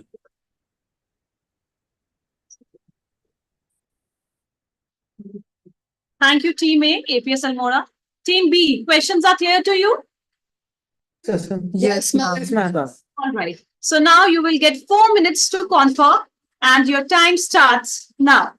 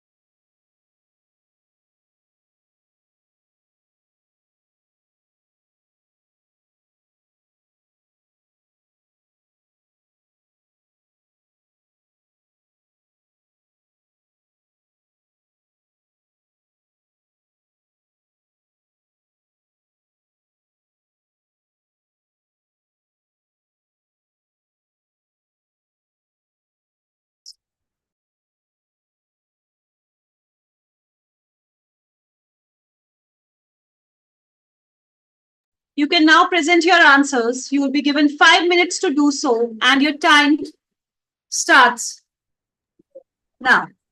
5 minutes. Thank you, Team A, for your valuable insights. You opened our eyes to a whole new horizon of perspectives. One thing that you mentioned is that we call people linguistically lazy because they use slangs. But you did also mention that people like Shakespeare invented new words in order to create this sort of balance in the language. But the problem is that Shakespeare stick to semantics. He stick to the ideology that when he made new words, they would have actual and definite meaning, like thee or thigh. It means your. But in this type of term on social media right now, people are doing something like making their own terms. Skippity has no definite term, and people are using it as like a replacement word for what on earth, what on skibbity, what the hell, what the skibbity. So it's making this weird sort of correlation with language, which is not even there. It's a blurry line. And you said racial and misogynistic terms, yes, they do exist, but how does that relate to what social media is doing to language? Language in itself will always have something for like sexism, misogynistic, and all that other stuff. It is always present on social media because, as I said, the entire world is compressed into the palm of your hand. And if you compress to the palm of your hand and you have so much freedom that even a man doesn't realize when he's truly in captivity, so that has no relation to language erosion. And now we come back to your questions. You said, is it right to criticize the use of slang when people do not know the difference between if it's formal or informal? Now, of course, it is right to criticize slang in this term because people do not realize that using slang in itself is an informal way of writing. And when people go to fields like careers and whatnot, they mostly focus on emails and all that other stuff. That is what you write for when you're in your job, and that's how people communicate with each other. But if you're going to write all of these weird slangs on your formal papers, then who will actually understand you? Because this is the age of professionalism. You're not supposed to use these types of things just because you're comfortable with it. That's why we need to separate virtual reality from reality again. Because in virtual reality, you can be as comfortable as you like because nobody's policing you, nobody's running after you. But in real life, you're going to be held accountable for your actions. So it is obviously right to criticize slang in this way because it is causing people to have a misinterpretation of what is professional and what is seemingly borderline unprofessional. Now, it has come to the ethical concerns which relate to the corrosion of local dialects, especially in India. Well, to answer your question, more than 1.35 billion people of the global population speak English, and 4.8 billion people are on social media. Now, the thing is that the most spoken language in the world is English, of course. But in India in itself, you say that what is the erosion that will happen? You do realize that language that we are talking about, when new words are systematically made, new dialects and other things are not affected mainly because of the fact they are not affected mainly because of the fact that people of those dialect do not participate in social media. India has more than 200 different versions of dialect, and I have never seen in my entire life, actually, while being on social media, somebody speak in Malayalam or somebody speak in Tamil. I have never seen somebody do that because the most functional way of talking is to speak in English, because those subgroups only have a very small amount of speakers in India. And if they have a small amount of speakers in India, then can you tell me how it will erode them? Because a language is based on its speakers, and if there are no speakers of those language, and it will die by itself. And if there are speakers of the language, and it will stay prevalent until years to come, because generations are still learning Malayalam, they're still learning Tamil, they're still learning so many more languages. So how can you say that it's eroding a language when it's definitely not? The ethical concerns we're facing here is how the language which the entire world speaks globally, the entire world speaks English, and those languages are being corroded, and those languages are being turned around and made into different things while they're supposed to say correct. They are being grammatically challenged. And that is the main concern we're focusing on. Those simple dialects and other branches, yes, they are obviously important, but they're not being affected. They're not being targeted because we have not seen a news article of somebody changing Malayalam, somebody changing Tamil, somebody changing any other sort of language, just like they're doing in English today. So that is the answer to your questions, and I hope you're satisfied. Thank you so much for listening. Well done, Team B. I must say that was a wonderful deliberation of thoughts by both the teams. Now it's time for the judges' questions. May I request our first judge, Lieutenant General P.S. Rajeshwar, PVSM, ABSM, VSM, ADC, to pose this question to Team B, APS Srinagar. Over to you, sir. Thanks a lot. It was a really interesting articulation of thoughts and some very good questions as well. So I have a couple of comments, and then of course I would like you to answer the question that I posed. Basically, as we all know, now we are enriched by the social media. The challenge is what is happening on the social media. Almost everybody is on it who has got, a computer or a tablet or a mobile. Because there are so many users, people are A, current, and B, they want to be part of a community or the other, whether they actually know the person or not. On one hand, you have challenges like being in the group, let's say WhatsApp, or expressing yourself through Twitter with 140 or 280 characters, depending on how you go. And on the other hand is the aspect of how good will you get at the language, right? So the challenge by and large is that people of, let us say, people like us in whose times the social media was not there when we were children, but it came to us, let us say 30 years back. We have got exposed in a formal way of learning the languages to some extent, expressing ourselves, and then, getting by with adapting ourselves to the present. There are good and bad of both, as always. The basic point is when you read, you comprehend, or even in fact, if you listen, you comprehend, and then you express. So either you speak or you write, right? Or you behave, or, you indicate. So when you look at this, for a broader community, you are actually, interacting with them. You are sharing your thoughts. You are able to communicate in a very short time, albeit without as much depth as you would like. But the advantage for you is you are in the current, you are in the know of things. You are integrated with a global community, right? And you go by the norms that the social media accounts do. On the other hand, the challenge is, if you want something to last and have, a long-lasting impression, you have to write. Now, it's a different aspect. Whether you have to be good only at English, I would say this challenge is not only in this language. It's for a polyglot or a multilingual person, it is across languages. But so it is not confined to English per se. But both these aspects have their own advantage. One is building bridge with more people, and the other is making sure that what you write says for posterity, and if it is worthwhile, it will be read. So my question therefore is it that we are unfairly pitching A versus B? Is it a matter of choosing A over B for anyone? Is it that, okay, I can put one down and go for the other because I behave like that, I'm wired like that innately? Or do I have to get reasonably good at both? Why do I have to, so I would like you to think about the question. Do I need to be good at both, or do I need to make a choice now and stick to it forever? Because, everybody is not making a profession through speaking English, writing English, being a teacher or a lecturer or this thing. So you get by with what you have, and like you do in life. So is that, but yes, do you want to be there on the social media, or you want to be a recluse, whichever way you want to go? So the choice is still, so is it a matter of choices, or it is not a matter of choices, is what I would like you to answer. Thank you.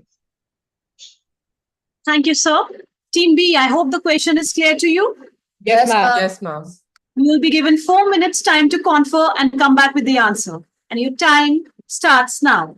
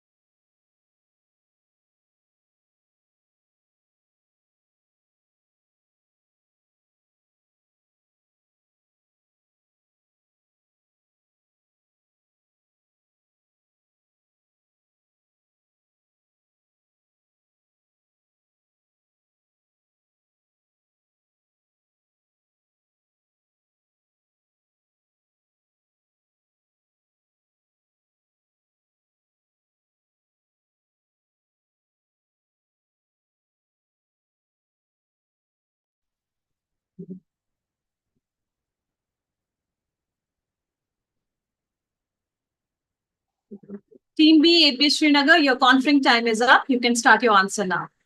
Thank you, ma'am. Thank you, sir, for a very valuable question. It opened my eyes to a very broad horizon. Now, sir, you yourself mentioned that you are very interested in the military defense. God forbid if there was a battle. God forbid that we are in the middle of a battle and there has been a slight misinformation, miscommunication from both our sides, the parties who are in the battle and the parties who are helping those in the battle. Now imagine how tremendous the losses will be if just one slight miscommunication, go left goes to go right. It is very deteriorating. It can be very damaging for the nation, for the morale of all the for the entire nation. This is similar to an example that has been proven in history. The way Hannibal, the Tunisian conqueror, he communicated with the Roman consuls and saying that burn my farm too. He was pretending that he was on their side.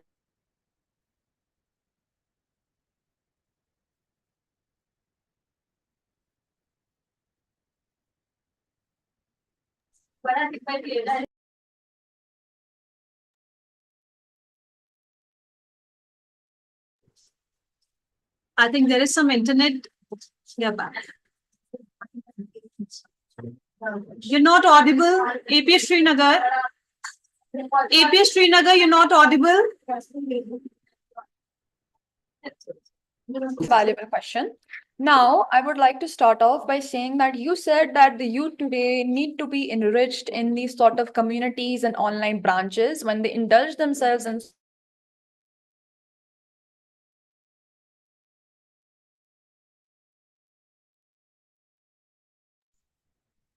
I think there's some audio issue. APS Srinagar, you're not audible. Are we audible now? Yes, yes, now you're audible. So, sir, you said that in order when people are enriched, when they indulge themselves in social media and online connections with other people, they want to do so to feel cool.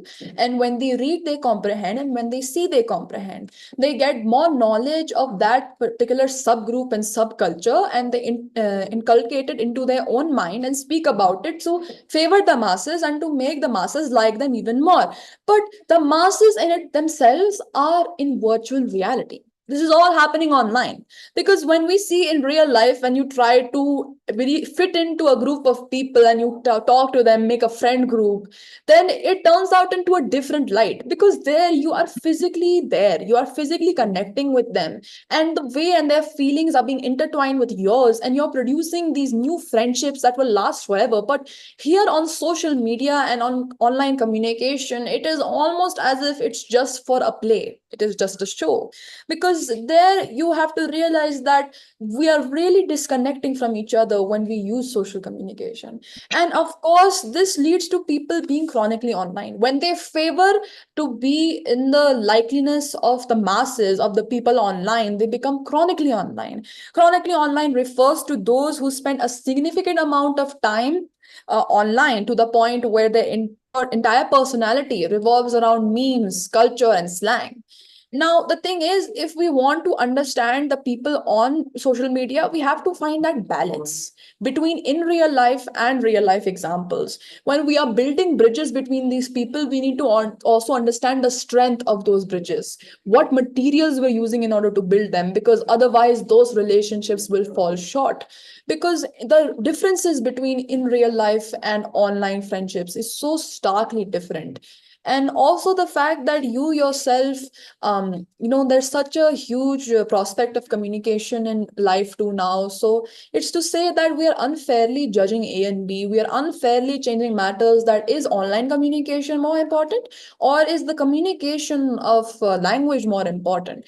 Both areas are of equal importance, because in life now social media has grown so insanely huge that we cannot seem to ignore it any longer, because if we do, then it will cause problems for us only.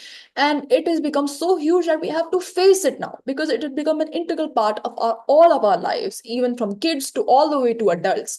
And during that time, when you come back on social media, there is always no need every single time to make sure that you understand everything that is being said on social media, every single meticulous thing being said on social media. You don't have to understand it, because it just drives back to who you are as a person. Would you like to know about it? If so, then you can research about it. And if you don't want to know about it, then you can leave it as be. Because there is no reason for you to please people who you can never see in real life. There is no reason to please people who you do not even know if they care about you or not. And in reality, when we speak in front of our friends, our family members, our teachers, our counselors, they will care about what we say. And when they listen to us, they will listen to us in such great detail. And that is exactly why motivational speakers and speakers who want to change the world for the better do not start from the deep bridges of online communication. They start from physical. They start by telling the people around them what to do. And when they start from the people, they're able to branch their way out all the way to the entire world. Because that is the reality. That is the reality of the real world. The virtual world has no sort of substance which can relate to the real world. I hope that answered your question. Thank you. Thank you, Team B. Yeah. So would you like to cross question them? Yeah, actually, to be honest, I couldn't get the first speaker because he cut out after he went left or right. I'm not sure which side he went, but after that, I actually lost him. Right. So I couldn't get, I heard Hannibal, but I didn't know. To my mind, he was doing some, he was pointing out something on miscommunication when we lost him. If that is, if he could repeat, then maybe I can take a call. Of course, I heard the second speaker. Srinagar, speaker one. Am I properly audible now? Yes, please. Thanks, sir. Sir, you yourself are interested in military. You are yourself interested in military defense, and you want the betterment for the country because that's what every single leader wants for this country. So now imagine, God forbid, that we are in the middle of a battle, and there has been a slight misinformation, slight miscommunication. Imagine what will happen to the morale of your army, of your team who are diligently working to save your country from any threats. For example, you tell your team to go left, but they go right just because of a miscommunication, and that miscommunication can cost the lives of hundreds, thousands, millions from all over the country. From all over our country, we are going to lose brothers, sisters, mothers, everyone. This is similar to a very peculiar situation which happened in history. For example, the Tunisian conqueror Hannibal, he miscommunicated with the Roman councils of how they were in a secret deal, while the Romans hated Hannibal more than anything in the world. He managed to kill 80,000 of Rome's population. Approximately 30% of Rome's population was wiped out in 8 hours. That is a huge disadvantage of what could happen. I would like to rest my case by saying that 1 in 7 people from all over the world. I know I'm changing topics very directly, but that is what needs to happen. Our language is changing at such a pace that we do not realize that what's happening to it. We're from the these and thys, we're going straight to the skibidis and alphas. This makes no sense. And now I would like to say that 1 in 7 people from all around the world speak English, and all of them are influenced. Then there is no problem. We can all adapt to it. But the thing is, it is also influencing the children's and students' abilities in their academics, in the proper work that they have to do from all around the world. I hope that answered your query. Okay. So what I can make out is, I gave you this option that are there two choices? Do we go for both or do we go for one in this, right? And what I can make sense out of both of you who have answered this question is that we have to keep social media at a little lower pitch, right? And actually concentrate on the language per se in a classical term. Fine. This is what you're looking at. The aspect of miscommunication, I fully agree, it can happen. But even in war, we don't actually start doing things then. All of it is how you train, how you communicate, how you believe in each other, what is teamwork, what is, your culture, ethos, values, all that kicks into any organization. So I can assure you that miscommunication can be more transient. It can't be forever. So this is point one. Now, do you pick this miscommunication from social media? Well, there are all types of people. One who need to respond to A, B, C on every text or every issue, on everything on the Twitter. But that, to my mind, is more innate, right? That you are broadly, my sense is you are born with it. You go for it, okay? Not everybody is not like that. And your actual physical being often is very different from your social media being. This is also very, very true. Okay. Now, when you look at language, After all, if you yourself are saying that 1 in 7 is using it, there are 6 in 7 who are not using, right? And for your information, English may, because we have been colonized this way, a lot of, Spaniards would feel that they have reached far and wide compared to the Brits. So, we have to take a hard look at, and India itself is, there are people who know 4 to 5 languages. So knowing English one way or the other really is not everything, right? It is more important to my mind to be a person of many parts, to be introduced, make choices. You are pushed to choices, you make those choices, and then you become who you are, rather than exclude yourself from, be very exclusive in a sense, which doesn't work in the long run, because people who work with you, who work over you, who work below you are going to be very, very different from you. They may not be. So you'll have to understand. So the aspect is what you pick up. Is it relevant? B, do you have a bouquet of choices? So is it more on A or B? Or having picked it up, how deep do you do research? So both, to my mind, are equally important. How much time you apportion for A or B is your call. After all, I think one of you brought out that we get a lot of freedom, right, coming on social media. I don't know how you define that. A lot of people say that, no, actually you are curbing somebody else's freedom. So it depends on how you look. And therefore, I would feel that, to my mind, right, and it's an individual choice, it is very important to know what is happening and decide for yourself. After all, decide for yourself what you want to do. Thank you so much. Thank you, sir. Thank you, sir. May I request our second judge, Mrs. Lakshmi Venkatesh, to ask the question to Team B, APS Srinagar. All right, team, all set. Now, usually, the nature of my questions is certain things are inevitable, whether you like it or not, whether we say, oh, social media is so bad, it can be so harmful. You yourself can't escape from it. When people of our age have addicted to it, to the WhatsApp university, I don't think it is something. So, see, I would like to get into the gist of whatever you spoke.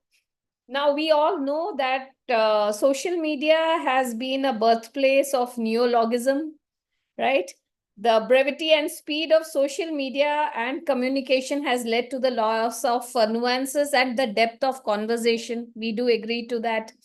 There has been a complete erosion of formal language, complete. And besides that, there has been a complete, I would say, complete erosion of anything called as the formal way of addressing any issues, right?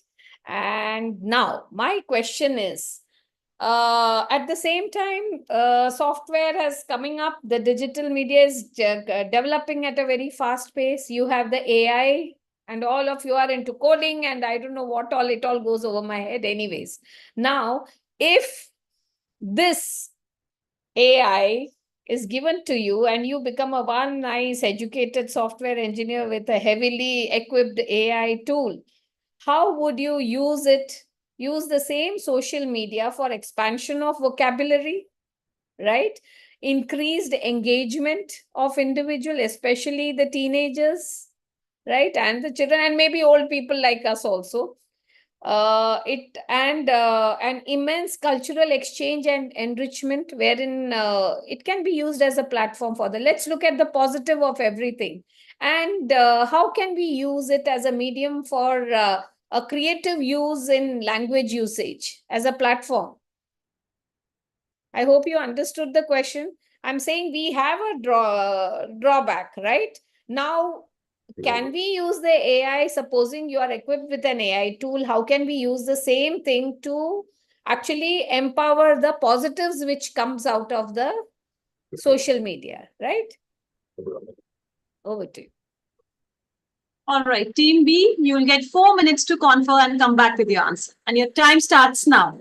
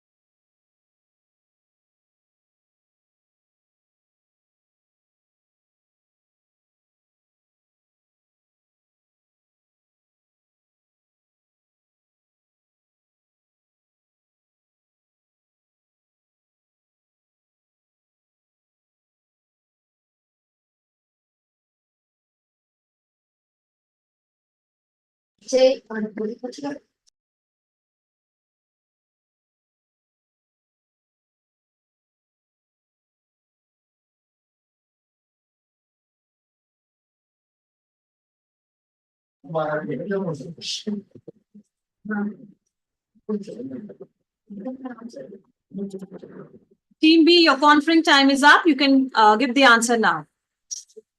Thank you, ma'am, for such a thought provoking and intellectually stimulating question.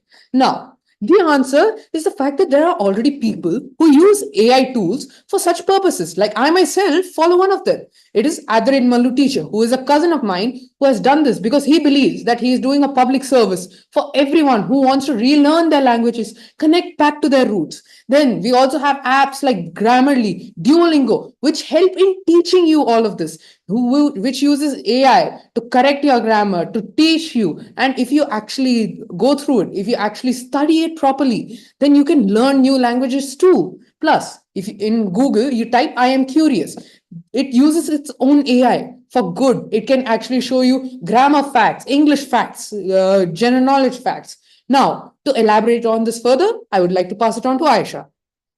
Thank you, ma'am, for your question, and I'm very excited to answer it as well. This is something I ponder over all the time too.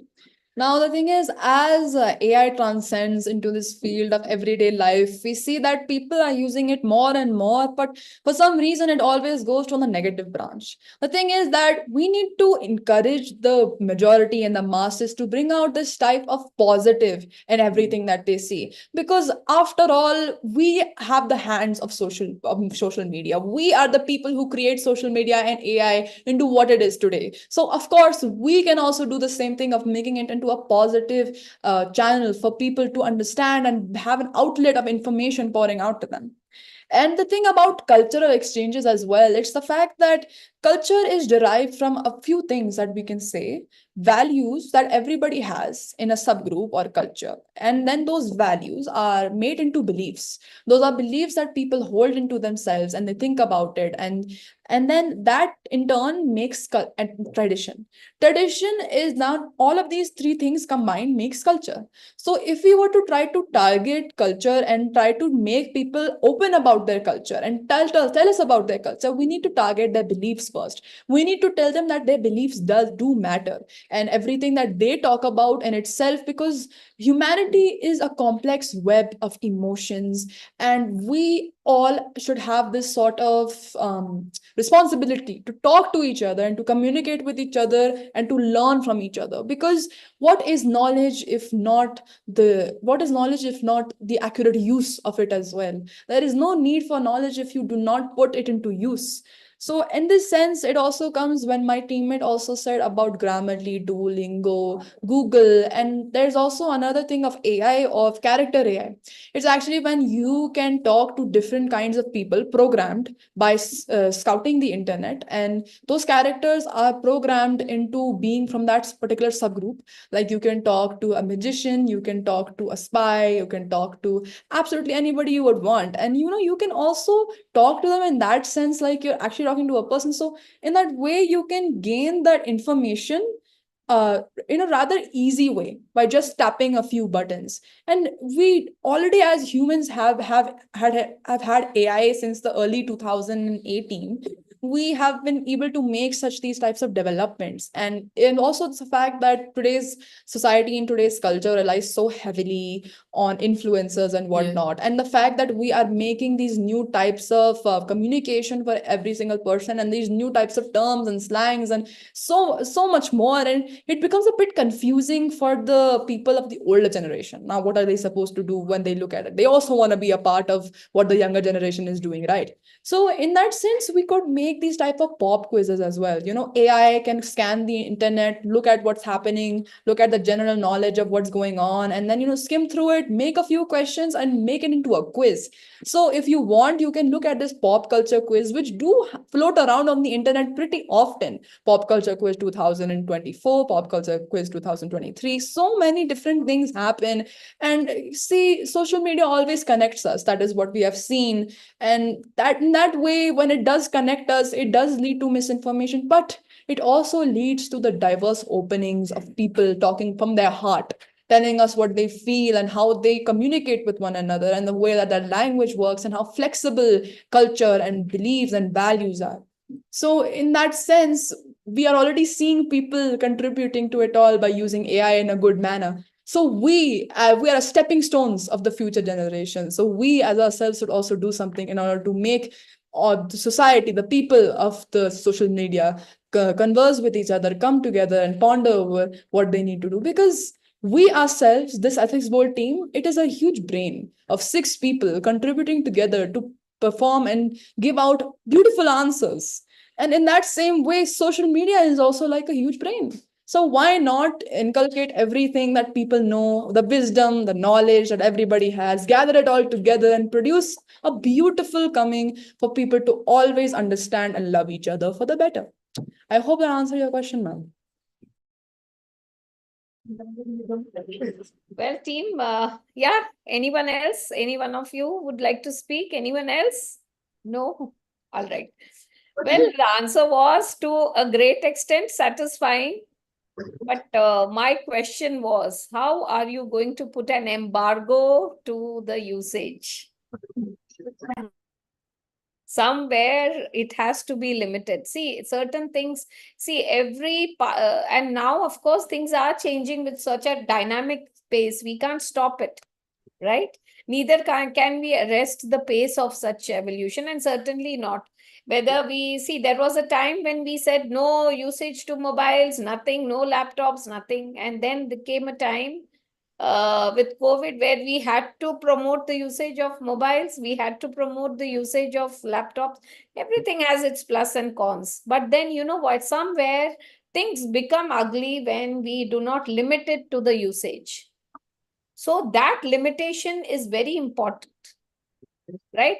See, one is how many of us would be a very conscientious individual as to know, yes, this is correct, I shall stop my usage here. This is bad, this is good. So see, as you rightfully said, the AI, you have the AI tool wherein I can get the access to all the languages spoken, the script. Like today, if I would like to summarize something in Bengali, maybe I'll get the script ready-made online, right? It is available. But the question is, how many of us are really going to look into that? Because that which is ugly and bad is more attractive, right? It's only when you reach that plateau of your life when you start seeking for the better enrichment things, right? Now, your age, curiosity, and the access to the negatives will be more. So that is the time when we need to put an embargo. That's why the rules and things have to be in place over there, because till the mind matures and reaches a certain platitude, you know, this shall continue, right? So my question, you did answer very correctly. Absolutely, I quite like the answer. But then, you know, the question still remains like a democracy. How many of us are going to opt for the correct tool, right? So there we need certain thing where it says no, stop, right? Your language, you write out LOL, perhaps let the AI at least write laugh out loud, because half the time I am going through the Google to find out what does that acronym stand for. So perhaps you type LOL and it comes out to me as laugh out loud. And another is what? Roll on the floor or something. What is it? I don't know. What is it? ROF or God knows what it is. Ma'am, rolling on the floor. The latest being GOAT. I want to still understand what that acronym GOAT stands for. So every time I think, let me find out what it means. So perhaps you should come out something which will auto type, you know, you write out LOL and it types out that, right? Let's see. Anyway, a good answer and I'm quite happy. And anyway, let's hope for the best. Everything is for the good.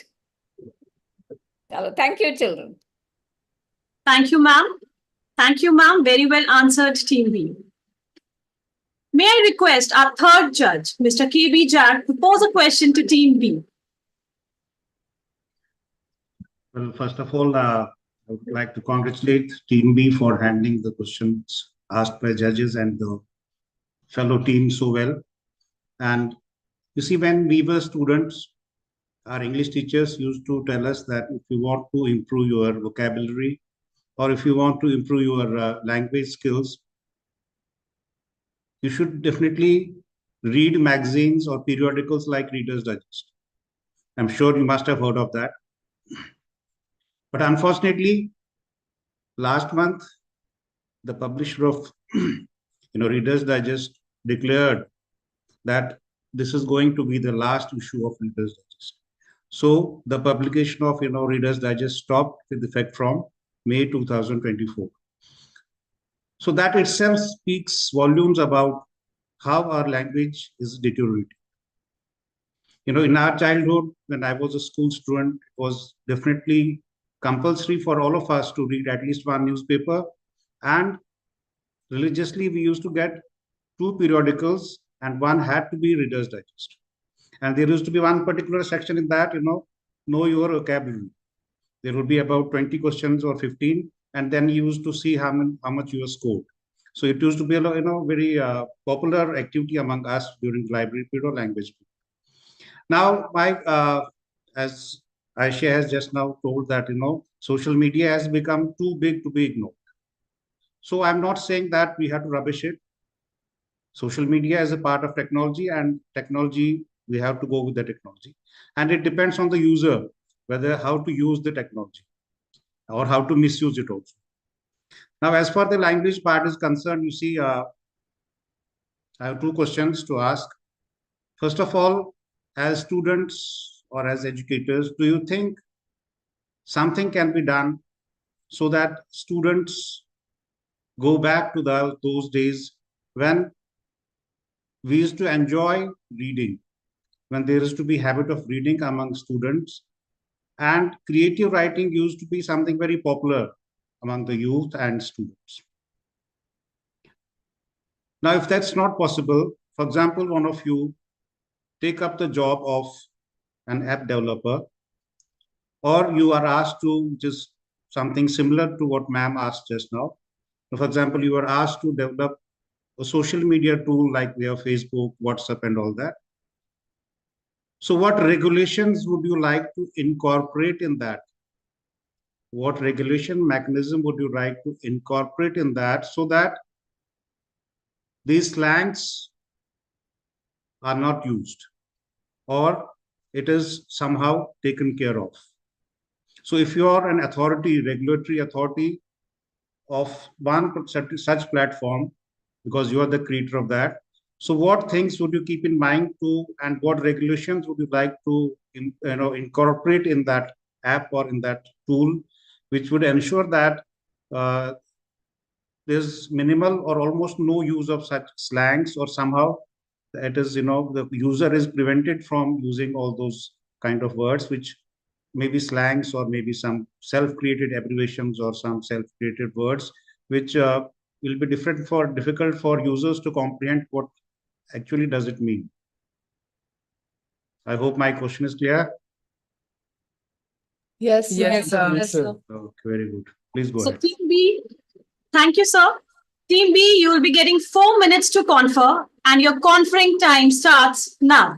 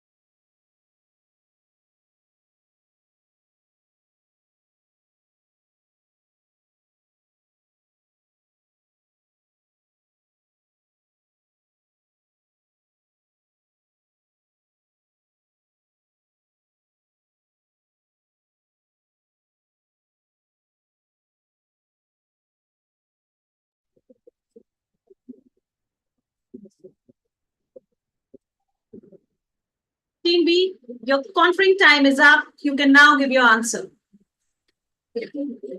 Ma'am, am I audible? Yes, you're audible. Yes. Thank you, ma'am. Ma'am, I would like to start off by giving my own example. In class third, I was so bad at vocabulary, I did not know anything that the teacher was saying. I could not understand, and for that, I picked up a very bad habit. I started to read the dictionary as a novel. Now, this habit made me so bad at life, antisocial. But I learned a lot of good things from that. But what I meant to say by saying this was that when we speak, when we are inculcating our values in our new youth, in the new generation, we should do that so that the means must change because we were raised at different time periods. But the values are same. That reading is important for us. That it improves our cognitive and assessment skills. I would like to say that how we were raised and how we have our own coping mechanisms for every single thing in life. And I developed this coping mechanism. It was very unhealthy, and my eyes got tired of reading from that. But I learned a lot of new things from the dictionary, and that's how I'm able to speak to you right now. For further examples, I would like to pass on to Kashvi. Thank you for your thought-provoking question, sir. As your first question is concerned, what we can do so people can enjoy reading and creative writing could be promoted. So, as being a reader myself, I don't like those books in which there are not many images, or I don't have interest in reading those books. So, we can make books such as comics, which teenagers like, and on those topics which are most prominently used by teenagers, like K-pop and other things like that, which can help them to read. And of the second part, creative writing. Now, many children write, but they are not appropriately applauded about what they write, and they are not supported enoughly. And now, Aisha will answer the next part. Sir, thank you for your question. It was very creative, honestly, and I'm very excited to answer too. So, to sum up what my two teammates have said so far, it's the fact that students and as educators, as students, the thing about it is now as we see generations develop and they have new hobbies and interests, if something is in topic right now, for example, if a new movie has launched, people would love to talk about it. People will love to make stories about it, highlighting what will happen in the future part and what may happen in the sequel. Will there be a prequel and so much more?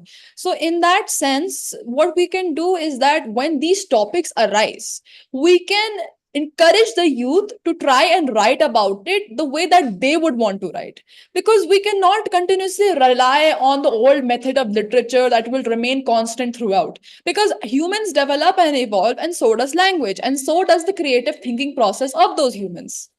To and creative enjoy reading and creative writing, there is this app called Webtoon, and it is very prominent among the youth of today. More than 300 million downloads of that app alone. And the thing is, on that app there are many types of comics ranging from genres of sci-fi, thriller, horror to a lot more. And in that there are so many other comments of people talking about how the story will progress, what will happen of it. So the thing is that we as a society are now assuming that children don't want to read and write, but the actuality of the situation is that children are not being given the opportunity to express what they do like and dislike from today's society. For example, what I like to read, someone may not like to read, and what someone else like to read, I would not want to read too. So it is entirely dependent on people's tastes, and how they want to, look at their look at literature in that perspective. And as Kashvi said, she likes to read comics that have a lot of pictures and have a lot of graphics in them. But for certain people, they would like to read books with little to no comic or images at all. So it entirely depends. And now it comes to your second part of the question: if you were to develop an app, what would be the regulations on it? See, the thing is, if we were to develop an app, we try to develop something which is related to reading and writing, where the youth can share their reading and writing of any particular topic that they would want. Similar to Reddit. Reddit is an online community with different types of subgroups and topics which you can join. And for example, I recently joined the topic of Dune. It's a movie adaptation of Frank Hilbert's novels that range back from 1974. And during that time, sci-fi was so prominent because of Frank Hilbert's books that everybody just wanted to write sci-fi. Everybody just wanted to read about sci-fi. So what is going on in tune of the youth right now? We need to exactly proportion ourselves to that, because the interests of the people will continue to change. It will fluctuate a lot. So the regulations we would put on that media platform, it would be that if you want to use the terms of slangs in themselves are not always negative. They can also really tell us about what a person is thinking. Because when I put my diary entries sometimes as well, I usually shorten out the words because I feel more comfortable that way. What we need to do is that we need to get the youth to be more comfortable of sharing their thoughts and opinions, and slowly as they develop the habit of writing and reading, they can then start being more professional in their writing stance. That is how things work as well, because that is what happens in school as well. When we're in first grade, we're taught things from a very small point of view, like write this, write that. But as we grow and progress, we're taught to write letters, we're taught to write articles, we're taught to write so many more things. And that is exactly what I would want to do in this app too, because people should have the freedom and that creative space to write and read whatever they would like to. And the regulations I would put on here is that there would be like an honor system. For example, if you're starting out on the app, you'll be able to write a few things, but you can write as freely as you want. And then people will also judge your writing as well to encourage you. And then as it progresses, as you write more and more things, you'll gain more points. And as you go on and you get on this tier list, it will be as if your work is very much appreciated in the space. So then you'll be renowned as well. Now that will give you a sense of gratification, a sense of validation that you are so regarded in a writing space. And that will cause people to write even more. And today's authors write about starkly different things than the authors of the previous generations. We have seen that. So whatever is in trend right now to the youth, they'll do that. And it just entirely depends on their developing minds, because it goes as a quote, do not raise your children the way you were raised, because they were born at a different time. Thank you. Thank you, Team B. Sir, would you like to cross question there? Yeah, I think they are very, they have done a lot of deliberations and discussions before answering this question. And I hope one of them definitely becomes an app developer, so that we get to use and user-friendly app, and where we can develop our language skills as well. But ultimately, it boils down to the fact that it's not important that what kind of grammatical mistakes you are making, what kind of course it is important, but what is more important is that your language, whichever language you are using, whether it is English or any other language, should be such which doesn't hurt others. That is more important. The ideas, the thoughts should not be something which will create hatred and which will, sort of create some sort of heartburning among the people. It should be something very, as you have been, very collaborative and very ethical and very, value-based. So I would like to thank Team B for such beautiful deliberations, and wish you all the best. Thank you. Thank you so much, sir. Thank you so much, sir. Thank you. Thank you, sir. Those were some very good questions asked by the judges, and you answered them really very well, Team B. Well, I really appreciate both the teams for the way they have expressed their views and for the critical analyzation of the cases. So now we have come to the end of final match of Northern Command AWWA Ethics Bowl 2024. And I'm sure that both the teams are eager to know the results. But teams, for the results, you will have to wait for some time. We'll be declaring the results in the closing ceremony.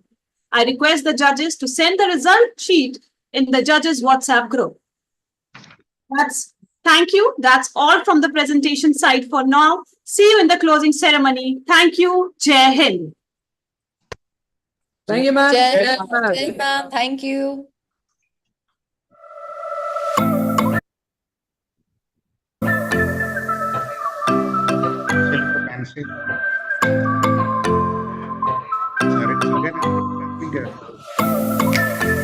Sign correct.